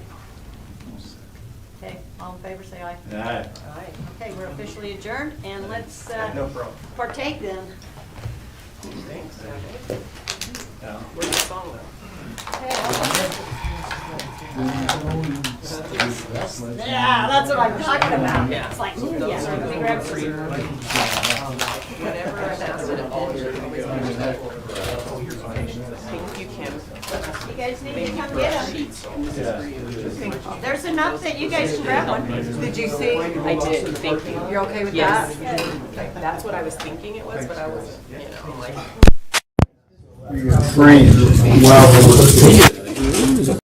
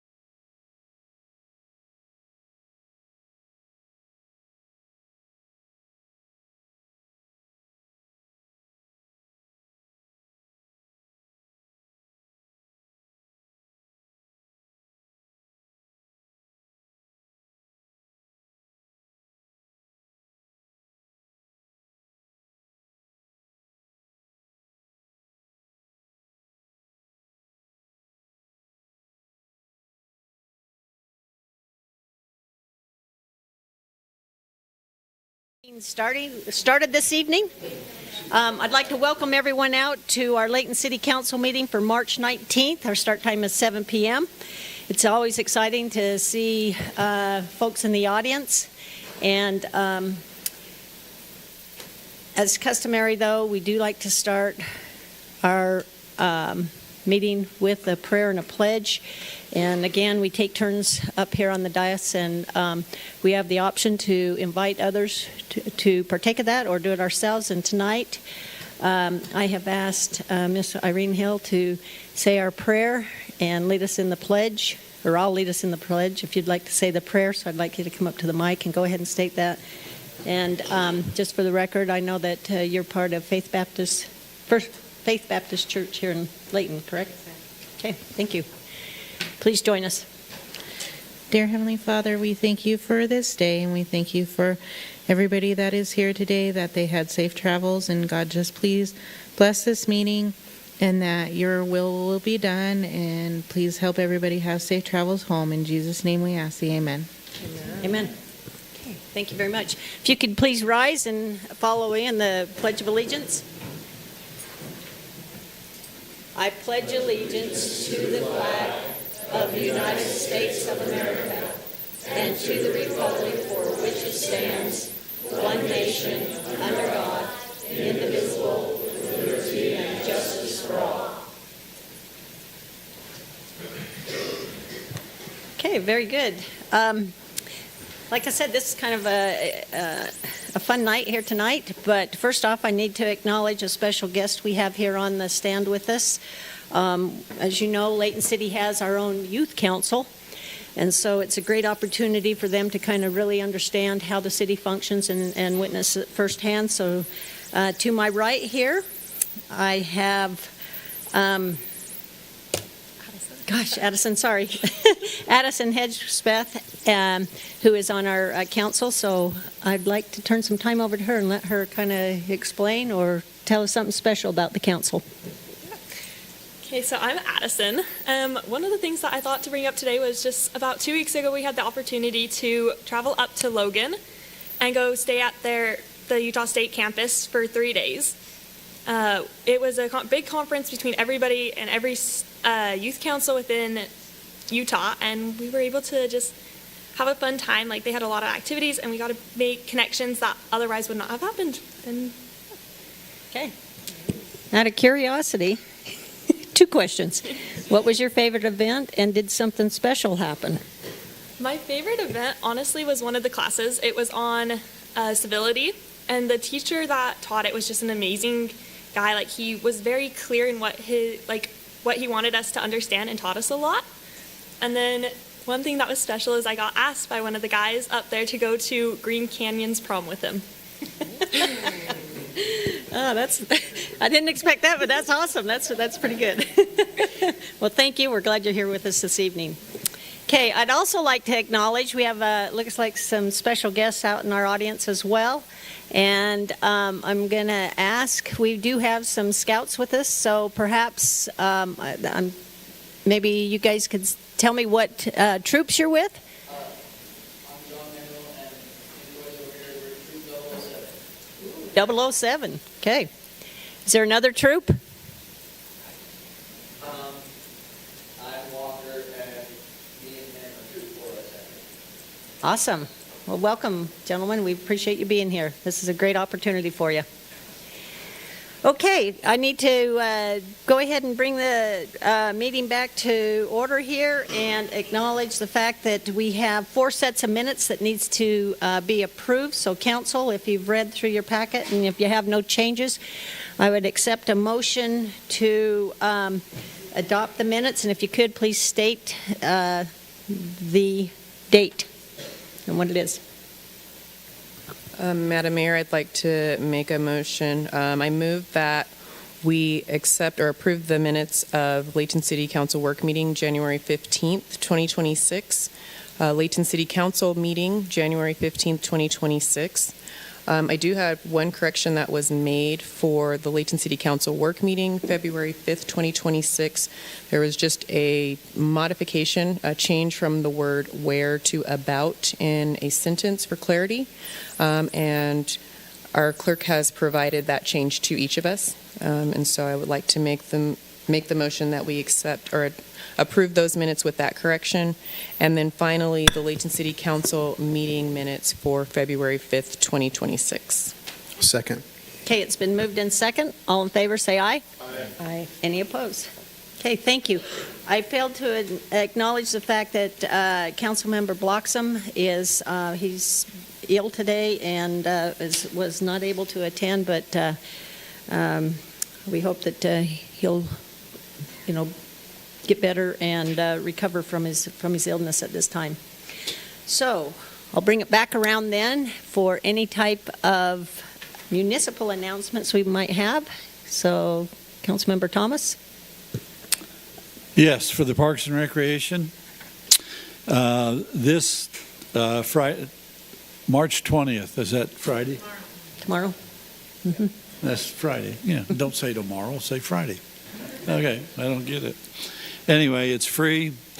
It's a history and beyond type thing, 6:30 to 8 o'clock down here at the Central Branch. And they'll explore America 250, which it's their birthday this year. The museum has a bunch of baby chicks. I don't know if they've hatched yet, but they're there. So if you ever want to go see a bunch of eggs that are going to get ready to hatch, go to the museum. Surf and Swim is having an Easter egg dive on the 21st, which would be Saturday. It's $3 a piece. You have to be under 14. Children under 5, you need to have a parent with you in the pool. Time 10 to 12. It's like I said, Surf and Swim. And if you pay your $3, you can stay and swim after the egg dive. And then they have their regular sports registrations. The boys and girls t-ball, coach pitch, machine pitch, some adult volleyball, softball. So if you're interested in that, time to do it. Thank you. Okay. Anyone else? Mayor, thank you. I do have two community announcements. There is a coalition called A Bolder Way Forward, and it's a coalition that focuses on girls and women and helping families thrive. The Davis County Coalition is having the annual spring, or not annual, but having a spring meetup. It will be this Monday, March 23rd, from 6 to 7:30 at the Davis County Memorial Courthouse in Farmington. Light refreshments will be served, and at this meeting, there will be information about our county, surveys that were done by members of our county. We know that Layton is the largest city in our county, so a large portion of that is from residents here who live here with us, and we'll just provide lots of information about the county's focus on how to continue to help our families thrive. So I'm inviting everyone to that. And then also Lovey's Cakes, which is a bakery here in Layton at 2146 North Main Street. They are sponsoring a promotion for kids, K through 12 grade students with all A's on their report card will receive one free cupcake or cookie. And if they exclusively have A's and B's, then they can get half off of one cupcake or cookie. They'll need to show their school ID or have a parent with them in their report card. But Lovey's is wanting to promote education, and will also, with parents' consent, be able to post your child in the store as a high achiever for getting good grades. So just wanted to share those two events for the community. Okay, excellent. Is there any others? Okay, well, that leads perfectly into our next agenda item, which is our verbal petition and presentations. But speaking of high achievers, we have the great opportunity here to acknowledge two gentlemen who have achieved the ranking of an Eagle Scout. So we'd like to acknowledge them personally. What we've done is we've got a letter here, and we'd like them to, we'll have them come up one at a time. And if you could, I'm going to have you stand over here by the podium, and then we'll read our letter of appreciation and acknowledgement, and then we're going to have you walk through and shake our hands, and then we'll acknowledge the next one. And being that yesterday was Councilmember Smith Edmondson's birthday, I'm going to have her go ahead and start out with our first one, acknowledging Walker Heiner. Well, thank you. All right, Walker, come on down. So I'll read this letter. It's dated March 19th, 2026. Eagle Scout Walker Heiner. Dear Eagle Scout Walker Heiner, on behalf of the Layton City Council and Mayor Joy Petro, we extend my heartfelt congratulations to you on earning the distinguished rank of Eagle Scout. This remarkable achievement reflects extraordinary dedication, leadership, and character. These qualities speak volumes about the young man you are and the leader you are becoming. Earning the rank of Eagle Scout in just over a year and a half is a rare accomplishment, and it underscores your focus, discipline, and commitment to excellence. Your record of 53 merit badges, along with 2 gold palms, 2 silver palms, and 3 bronze palms, represents an exceptional breadth of knowledge and service, well beyond the standard requirements. Your membership in the Order of the Arrow further highlights your dedication to the Scout Oath and law, and your commitment to cheerful service and leadership among your peers. The Council and Mayor Petro are especially impressed by your Eagle Scout project, the creation of a free-running clinic focused on movement and motivation at Weber State University, benefiting youth impact and the Boys and Girls Club. This project demonstrates not only initiative and organization, but a genuine desire to uplift and inspire youth through physical activity, confidence building, and positive mentorship. Your work has made a meaningful and lasting impact on the community. Please accept our sincere congratulations on this outstanding milestone. Layton City is proud of you, and we look forward to the positive contributions that you will continue to make. This is signed, sincerely, Mayor Joy Petro. Congratulations. Thank you.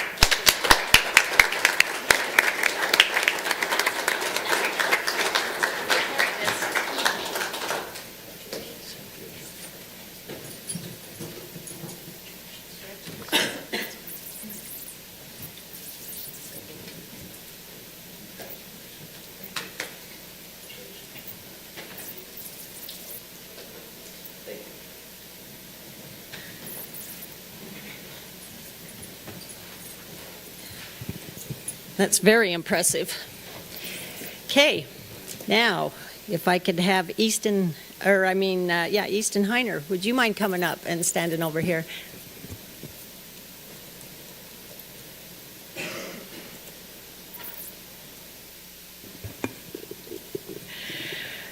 Okay, Easton. On behalf of the Layton City Council and myself, it is an honor to extend our sincere congratulations to you on your achievement of achieving the prestigious rank of Eagle Scout. This accomplishment represents the highest ideals of scouting and reflects exceptional dedication, leadership, and character. Here's the fun part. Earning this rank of Eagle Scout at just 12 years old, is an extraordinary milestone. And it places you among the youngest scouts to ever reach this level. Your achievement is even more remarkable given your impressive record of 64 merit badges, along with 3 gold palms, 3 silver palms, and 3 bronze palms. Your membership in the Order of the Arrow further demonstrates your commitment to service, leadership, and living the Scout Oath and Law. The City Council and I are especially proud of your Eagle Scout project, organizing a shoe drive that collected an outstanding 304 pairs of shoes, of which 100 of them were donated to the Youth Impact and the Boys and Girls Club, while the remaining shoes were provided to Souls for Souls, extending your impact far beyond our local community here. This project is a powerful example of compassion, organization, and service to others, and it has made a meaningful difference in lives of many. Your ambition, your ambitious goals to earn every merit badge speaks of your curiosity, your determination, and the love of learning. These qualities, combined with your strong work ethic and the service-oriented mindset, will undoubtedly lead you to continued success in scouting and in all your future endeavors. Easton, your achievements bring great pride to your family, your scouting community, and the city of Layton. We commend you on your hard work and encourage you to continue striving for excellence and service. And I announce that on behalf of myself and this entire council. Congratulations.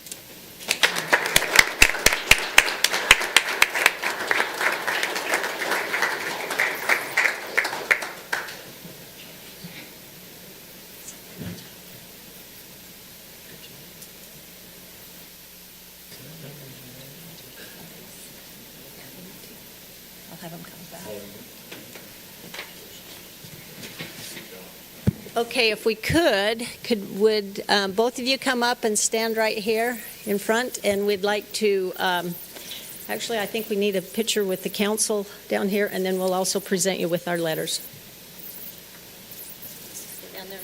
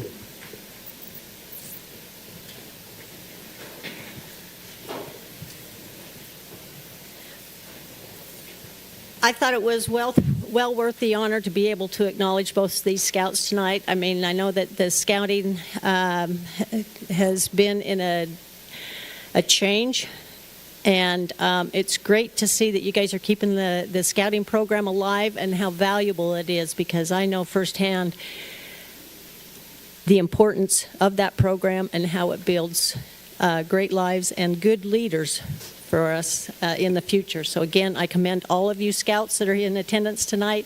Thank you for being here, for being supportive of your fellow scouters, and again, all of you are very worthy of this, and I hope that we see more of you. Okay, I'd like to go ahead and continue our meeting tonight, which I'll now brings us to our citizen comment portion of our meeting. So if anyone's here that wishes to address this governing body, you're more than welcome to. You can come up to either podium, just state your name, what city you're from, and just please keep in mind that we will not get into a dialogue. We will not discuss it, but certainly we'll gather that information and make sure we follow back up with you and take whatever action we need to. So the time is now yours. I should mention, though, if you're here for one of our public hearing portions, when we go to address that public hearing, at that time we will open it up and you can give us specific comments on those items. Sure.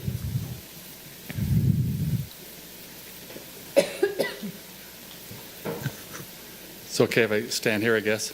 Yes. I'm Wayne Potter, and I live up in East Layton, and I just had a suggestion for the council. I see, that land up there by the Highway 89, there's a whole bunch of it, and they're auctioning it off. I thought, geez, that'd sure be nice to have a park up in the east part of Layton for,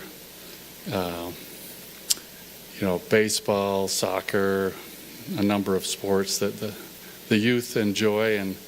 And I know there's a lot of fields out to the west, but there's really nothing up on the east side. Just a suggestion for the... Okay, thank you. And I don't know if that's possible, or how much money, or anything, or maybe somebody would buy it and donate it to the city. I thought it'd be great, so thanks. Thank you. Okay, anyone else on our citizen comment portion? Okay, being that there's none, I'll go ahead and go on down to our consent item tonight. We do have 2 items on our consent items, and once again, these items will be presented to us, and this council will be able to take action on both items in one single motion. So with that, I'll go ahead and turn the time over to Mr. Steve Jackson for a bid award. Thank you, Mayor, Council. It's good to be with you tonight. For your consideration is Resolution 26-17, bid award to Orman Construction for the 490 West Hillfield Road Sewer Project. Project location is directly west of Northridge High School on the west side of Hillfield Road, indicated there in the red. The pipeline is in... It has some bellies in it that create some backups for us, so we've had a couple sewer line backups. We need to get this pipeline fixed. Unfortunately, it's not in a great location along Hillfield Road and then through a set of private driveways. So the project includes the removal and replacement of 8-inch sewer lines and then manhole replacements, as well as some storm drain pipe relocations and installations. So you could see on that map along Hillfield Road, there's a fairly substantial section of the roadway here that is the sewer line needs to be replaced, and then across the entire frontage of the 2 homes that are on that private drive, and then as well this entire intersection, the storm drain sits right on top of our sewer line, so we need to remove the storm drain in order to fix the sewer and then put the storm drain back. So quite a bit of work there. We solicited bids for this project. We had 8 bidders actually pull the plans on the project. Only 3 chose to pre-qualify for it, and we only received 1 bid from Orman Construction as the lowest responsive bid in the amount of $306,159. The engineer's estimate was $275,000. So city staff recommends that the council adopt Resolution 26-17 and award the bid to Orman Construction and authorize the city manager to execute the agreement for this project. Are there any questions I can answer for the council? Any questions, council? Is it going to do anything to Hillfield Road? I mean, I know you're going to dig something up, but... It's actually outside of the right-of-way of Hillfield Road, or excuse me, it's in the right-of-way of Hillfield Road, but it's behind the sidewalk.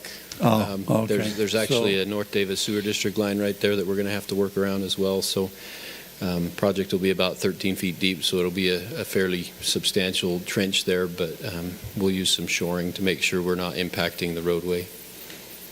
Okay. Any other questions? Okay, excellent. Thank you. Okay, we'll now go on to our second item here, and which is an adoption of an ordinance prohibiting currency kiosks, and our city attorney, Mr. Clint Drake, will be presenting that for us. Thank you, Mayor. We talked about this in the meeting prior to this, as well as our work meeting 2 weeks ago, but just for the public's benefit, I'll give a brief description. Located within our city and throughout the state are what is known as virtual currency kiosks. Excuse me. They appear to look like ATMs, but they don't operate in the same way. Our police department has done an investigation and has taken several cases over the past several years, and has found that these kiosks are being used to defraud our citizens of considerable amounts of money. From the years 2021 to 2025, Layton City residents alone lost more than $2 million through these kiosks. The way that they operate is that there are different types of fraudulent scams that different people, oftentimes vulnerable adults, will be tricked into or pressured into depositing large sums of money into these virtual currency kiosks, sometimes in amounts like $5,000, $10,000, $20,000. And once they're deposited in those kiosks, they cannot be recovered. Our police department is rightfully concerned about the health and welfare of our city. Did a presentation to the city council. One interesting thing to note is that the state of Iowa, the Iowa Attorney General's office did some research on this and found that in the state of Iowa, 98% of transactions through virtual currency kiosks are fraudulent.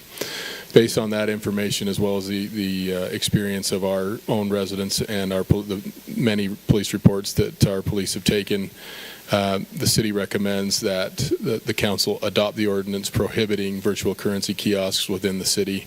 It would make it a Class B misdemeanor to host, allow, operate, permit, or locate one of these kiosks within a business or a place that's accessible to the general public.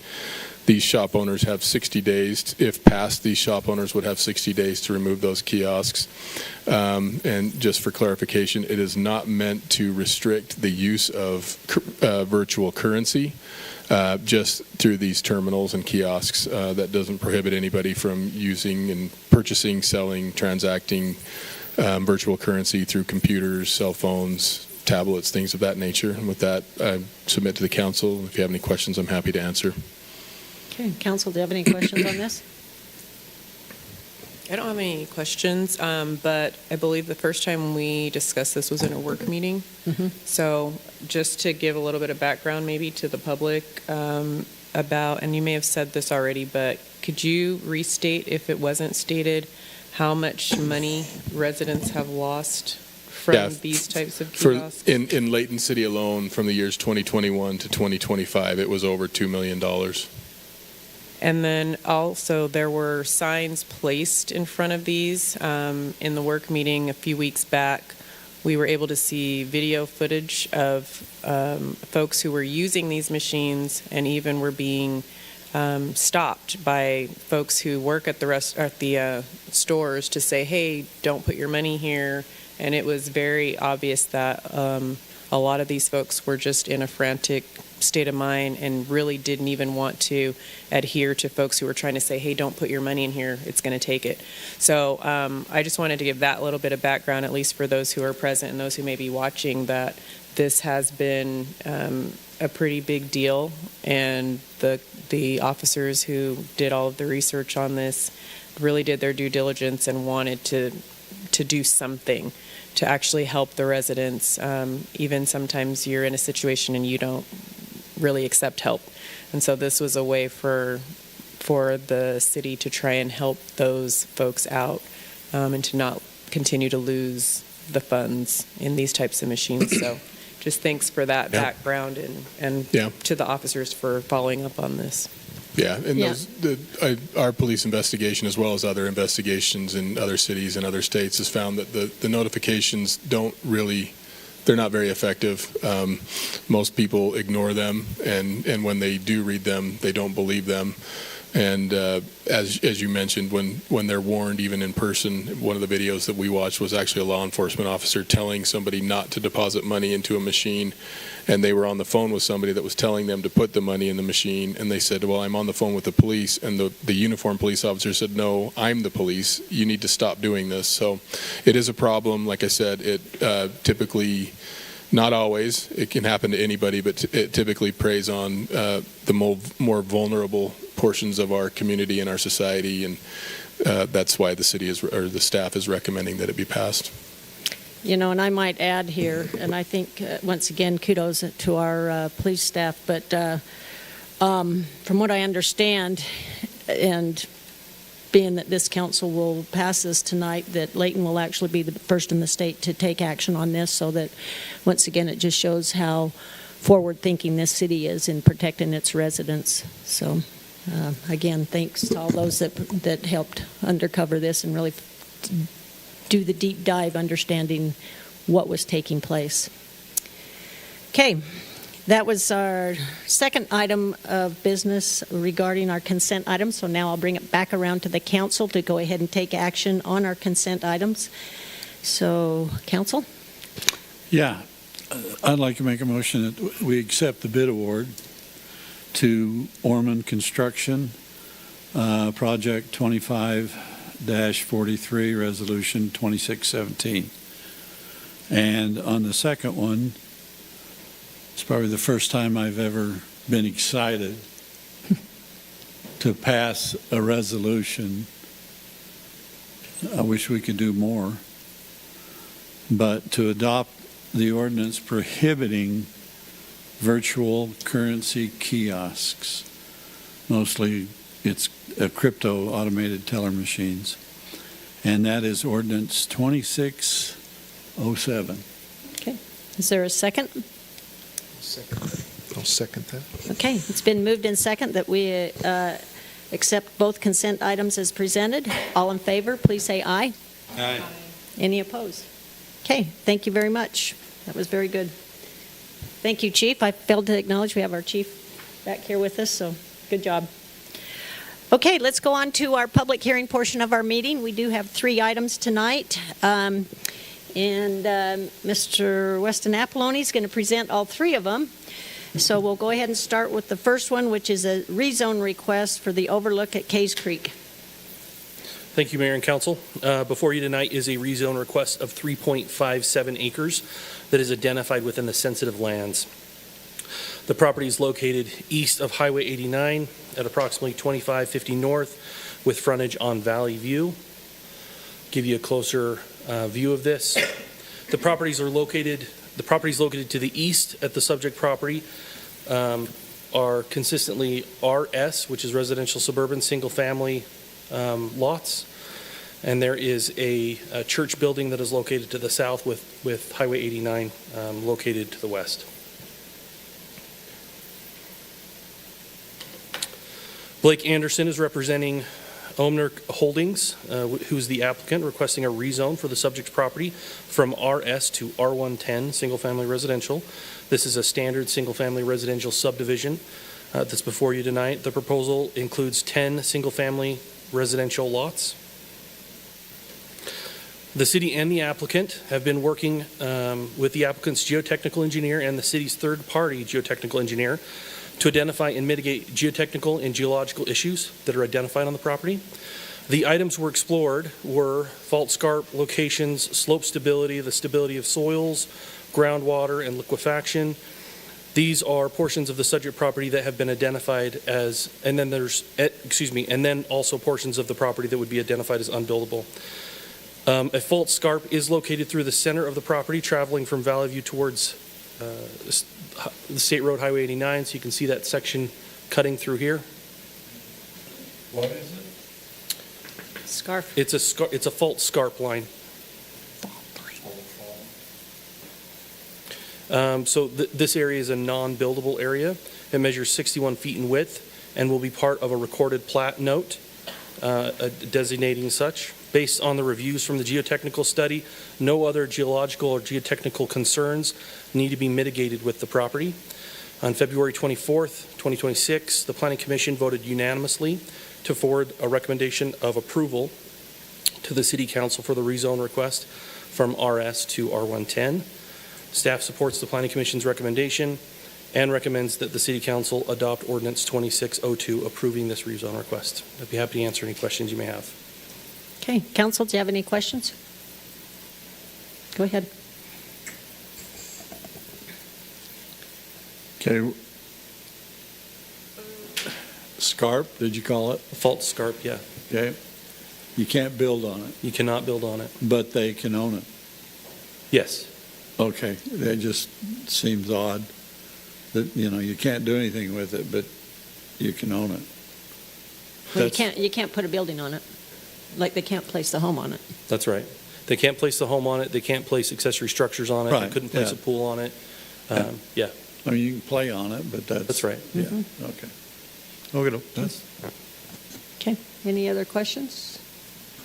I have one question. Can you identify the difference in the number of homes that it was being rezoned from? So the RS to the R110, what's the difference in the? Yeah, an RS is generally 15,000 square foot lot. The R110 is a 10,000 square foot lot. These lots range, I thought I had that number in here.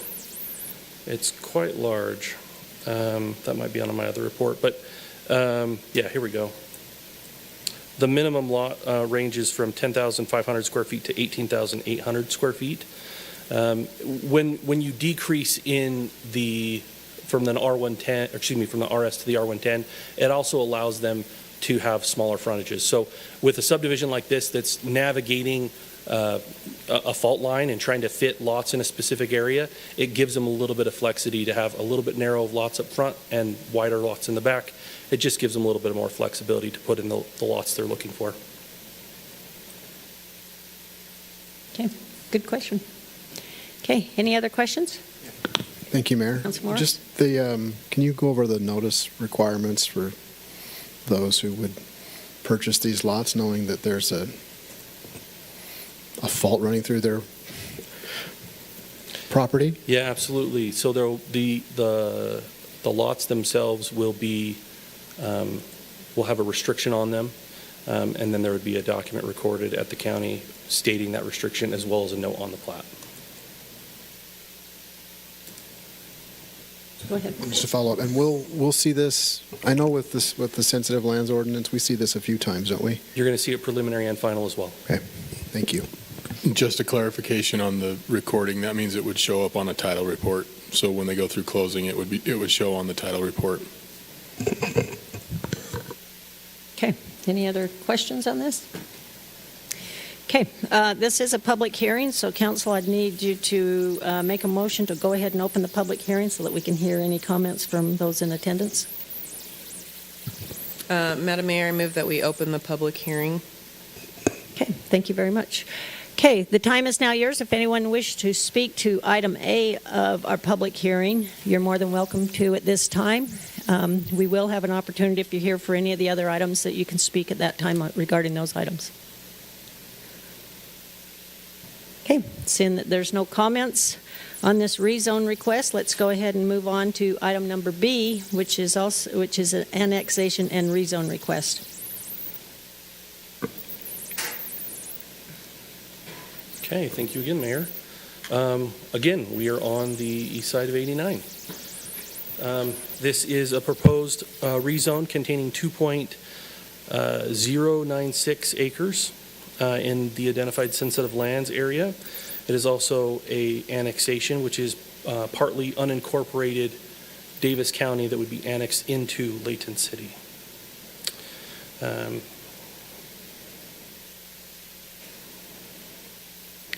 Eric Craythorne with Craythorne Developments is seeking an approval for the annexation and rezone within the RS to the RS to develop the subject property with a standard single-family home subdivision. This is the location. We're again east of 89, and the properties to the east is the Craythorne gravel pit, and then properties to the north are a R110, and you have an RS development to the west, and an R110 PRUD development to the south.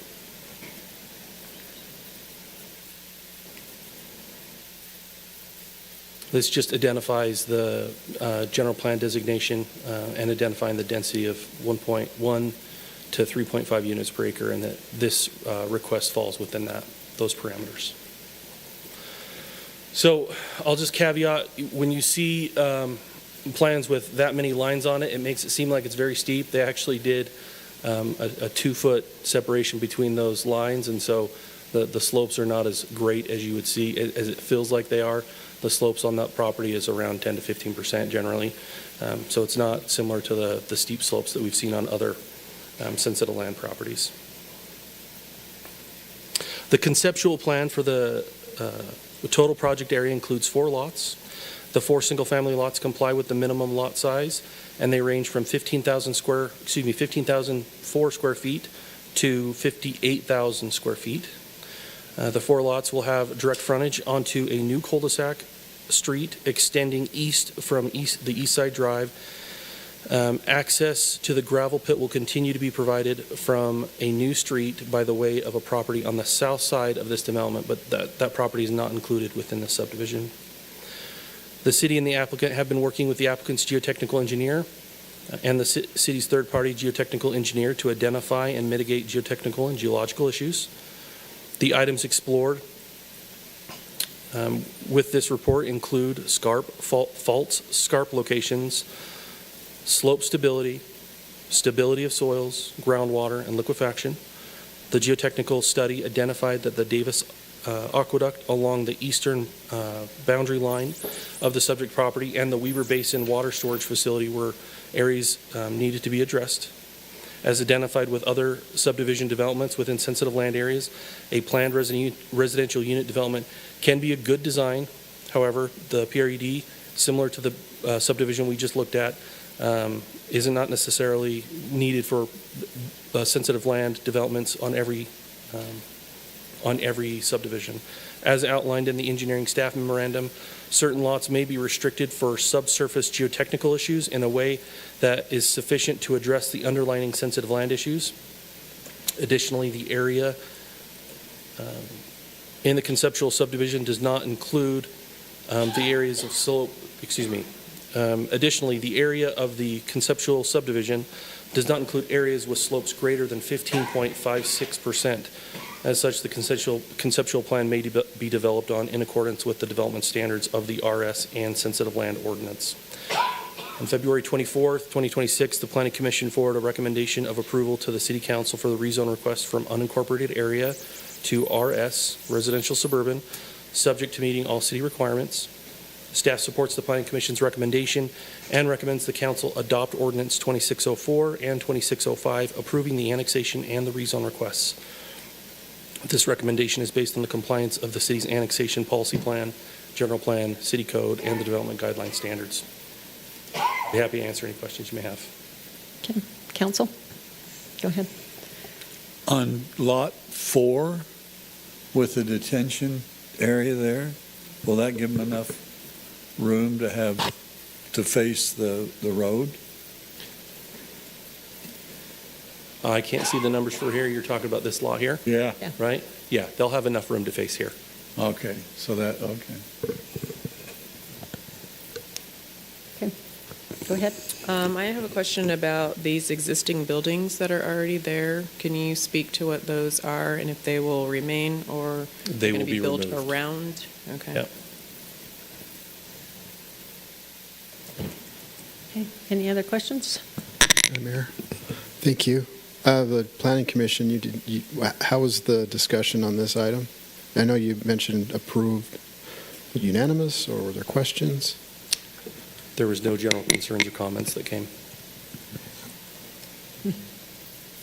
Okay, any other questions?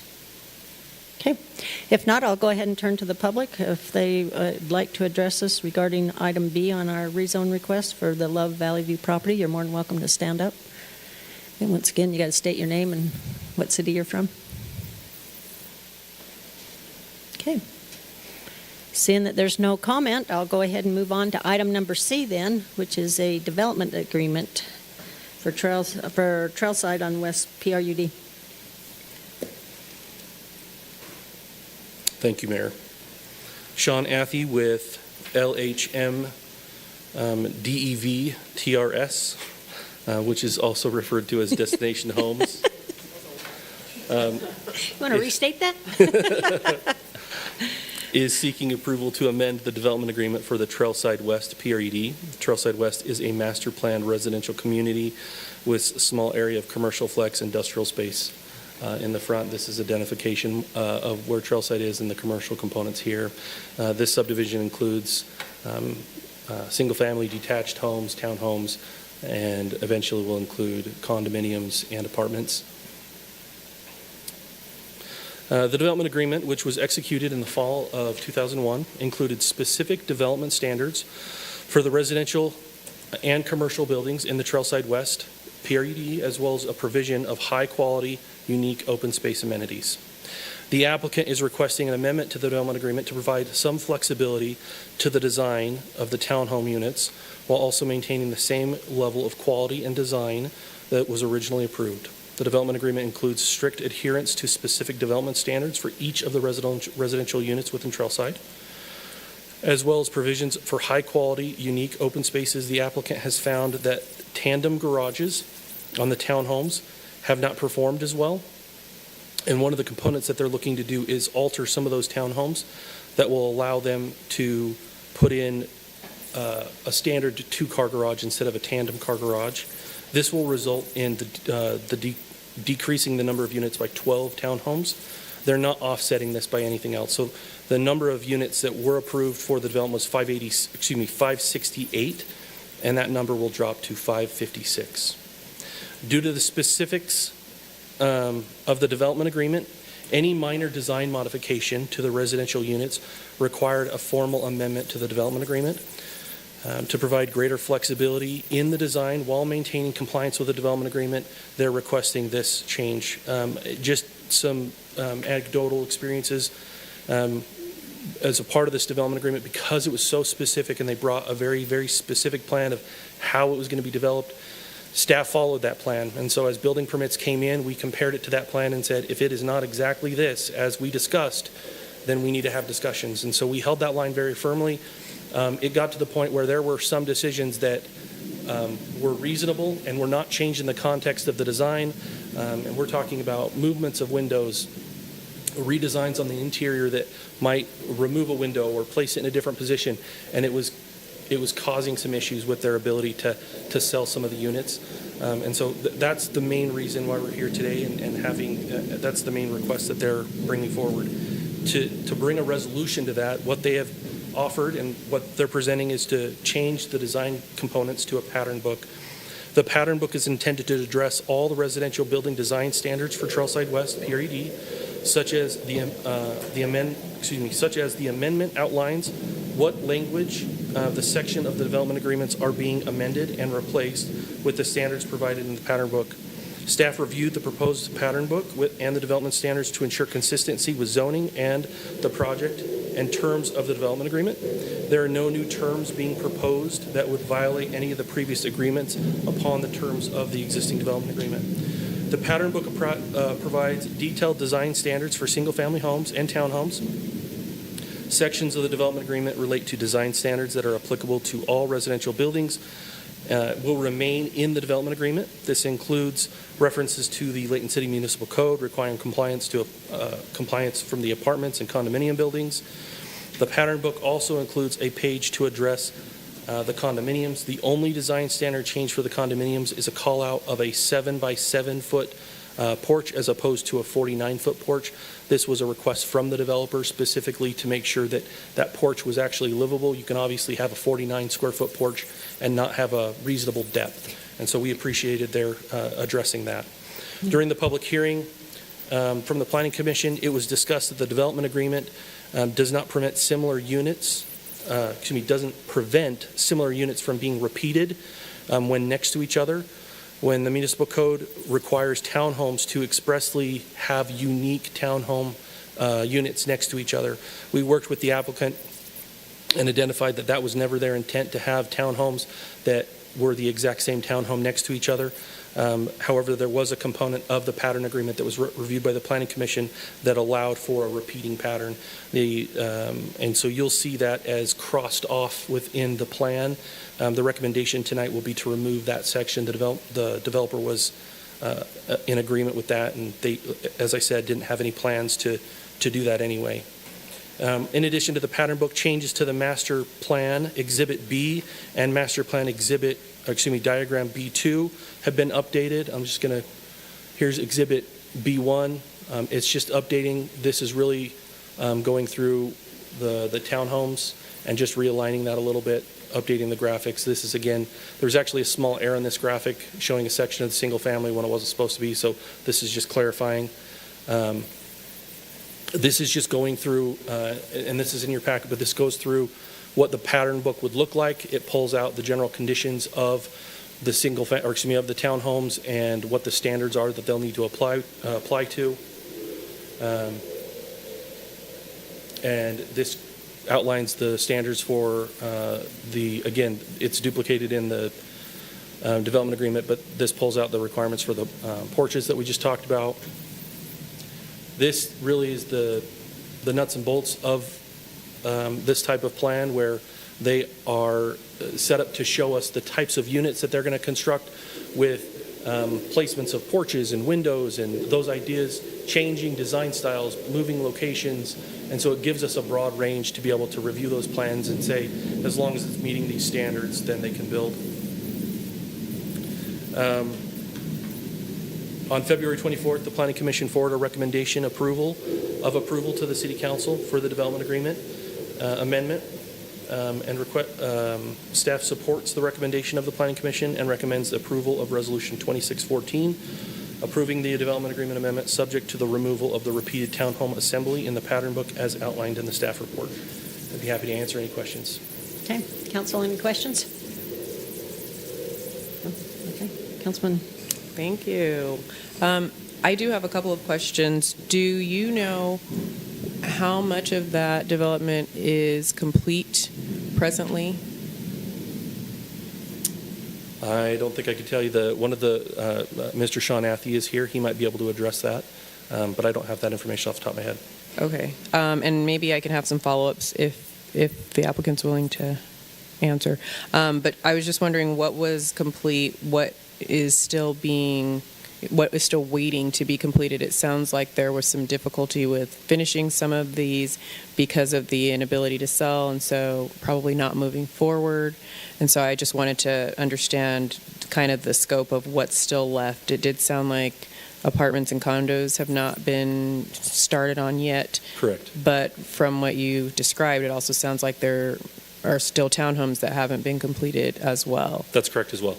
And I'll let Mr. Athey address this further, but they have been moving forward with a number of buildings, and we've worked with them as much as we possibly can to get units built. He'd have to address if there's any units that they've held back on specifically for these criteria. Okay, and the crux of the question is to also understand what was the original timeline. I think this was slightly before I started, but what the original timeline was for completion of this development. So those are some of the questions that I have. Okay, go ahead. I need to remind you, though, go ahead and state your name and what city you're from. Sean Athey, represent LHM, DSH, Larry H. Miller Destination Homes out of Sandy, Utah. The development, Weston, can you go back to the slide that shows the overall project? We're probably about 30 to 40% built out. Yeah, do you have a pointer on there? First time using a laser at a city council meeting. So this portion of the subdivision on the south is built out. The park is in. These townhomes right here, we just put in the infrastructure on that last year. We built the single-family homes on that part, and we're waiting for this amendment to be able to modify these townhomes. That's where we had the majority of the single-family product, or the single-car garage moving forward, that we just couldn't sell. We had a bunch that sat on the market for a long time, had to cut costs significantly to get them taken care of, but they were not a big mover.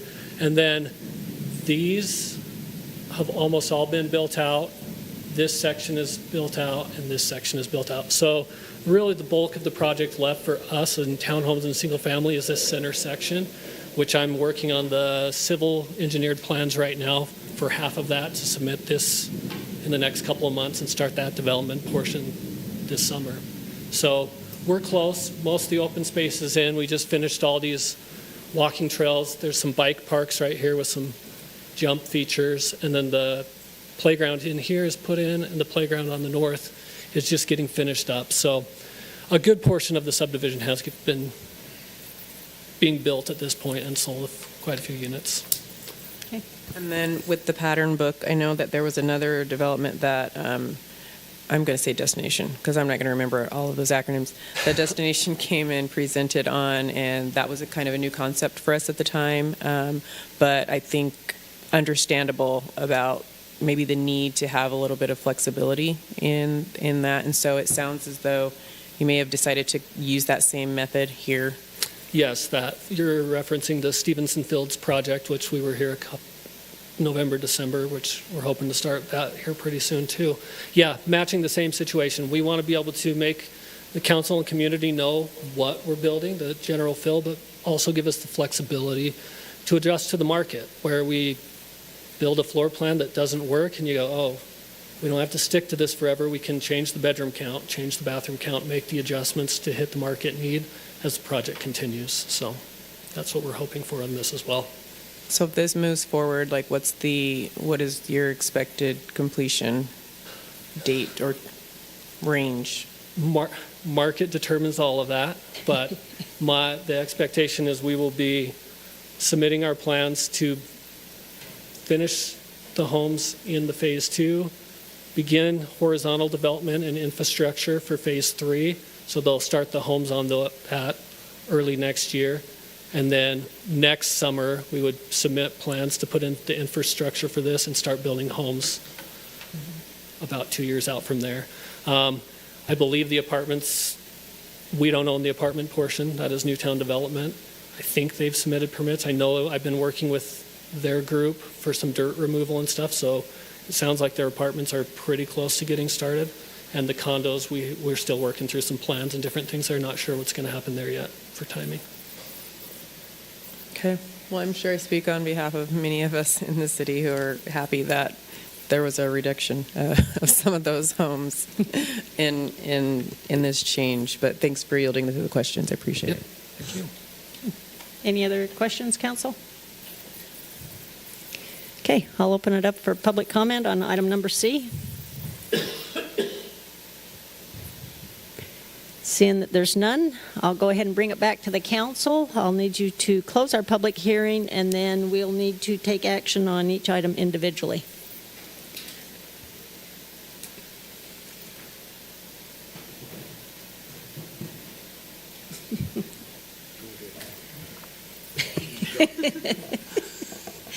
I move we close the public hearing. Okay. And I make a motion on the rezone request for Overlook, Case Creek, and that is ordinance 26-02. Do I have a second? What? No. Yeah, to approve it, Yeah, I'm he sorry. said, okay. Yeah. Okay. That would help. Do I have a second on approval of the ordinance 26-02? I'll second that. Okay, it's been moved in second. Being that this is a public hearing, we need to take a roll call vote on this. I'll start down here with Councilmember Thomas. I'll get this one right. Aye. Okay, Councilmember Smith Edmondson. I am, because this is going to move to another couple of opportunities, I'm just a little concerned about that scarp line in the middle. Understanding that the information will be listed on the, on the title. I also know we've had some issues in the past where these move to different owners and maybe they know about it, maybe they don't know about it. So I'm still a little iffy about that. So at this time, I'm going to have to say no. Okay. Councilmember Calendranis. Aye. Okay. Councilmember Morse. I'm in the same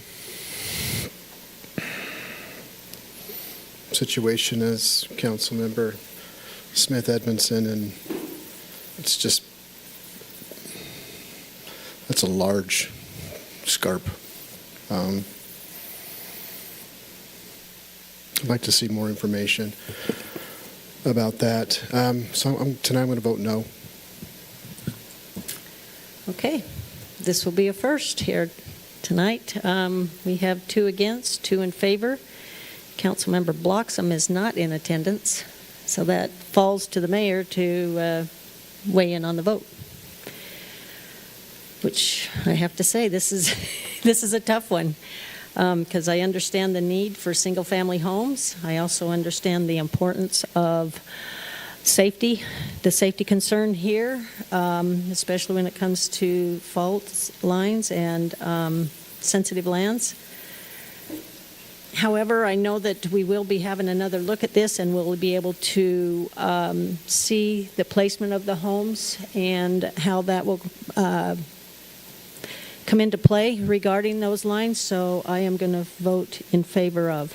So yes. So that makes it that item number A does pass. We'll go on to item number B. So council, I'll bring it back for a motion there.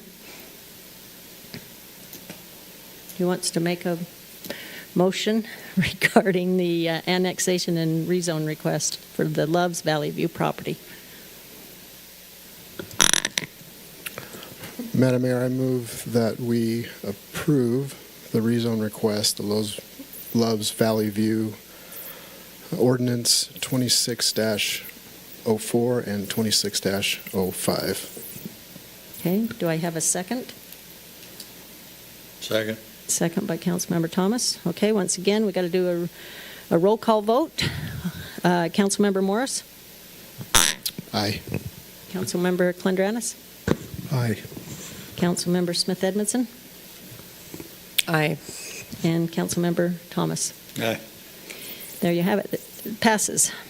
We'll now go on to item number C, the development agreement for the Trailside West PRUD. I need someone to make a motion on that. Madam Mayor, I move that we accept Trailside PRD Resolution 2614 Amendment Agreement. Development Agreement Amendment. Thank you. Is there a second? I'll second that. Okay, it's been moved in second, so I'll take a roll call vote on that. I'll start with Councilmember Clendranis. Aye. Councilmember Morris. I just, before I vote, want to commend the staff and the developer on working together and figuring this out, keeping it mostly intact. And I remember this from when we approved the development agreement. It was to the inch. Yes. And the staff did a great job with the intent of, at the time. It makes sense now to be more flexible for the market. Everything remains the same for the most part, and so I'm pleased with working together. And with that, I vote aye. Okay. Thank you. Where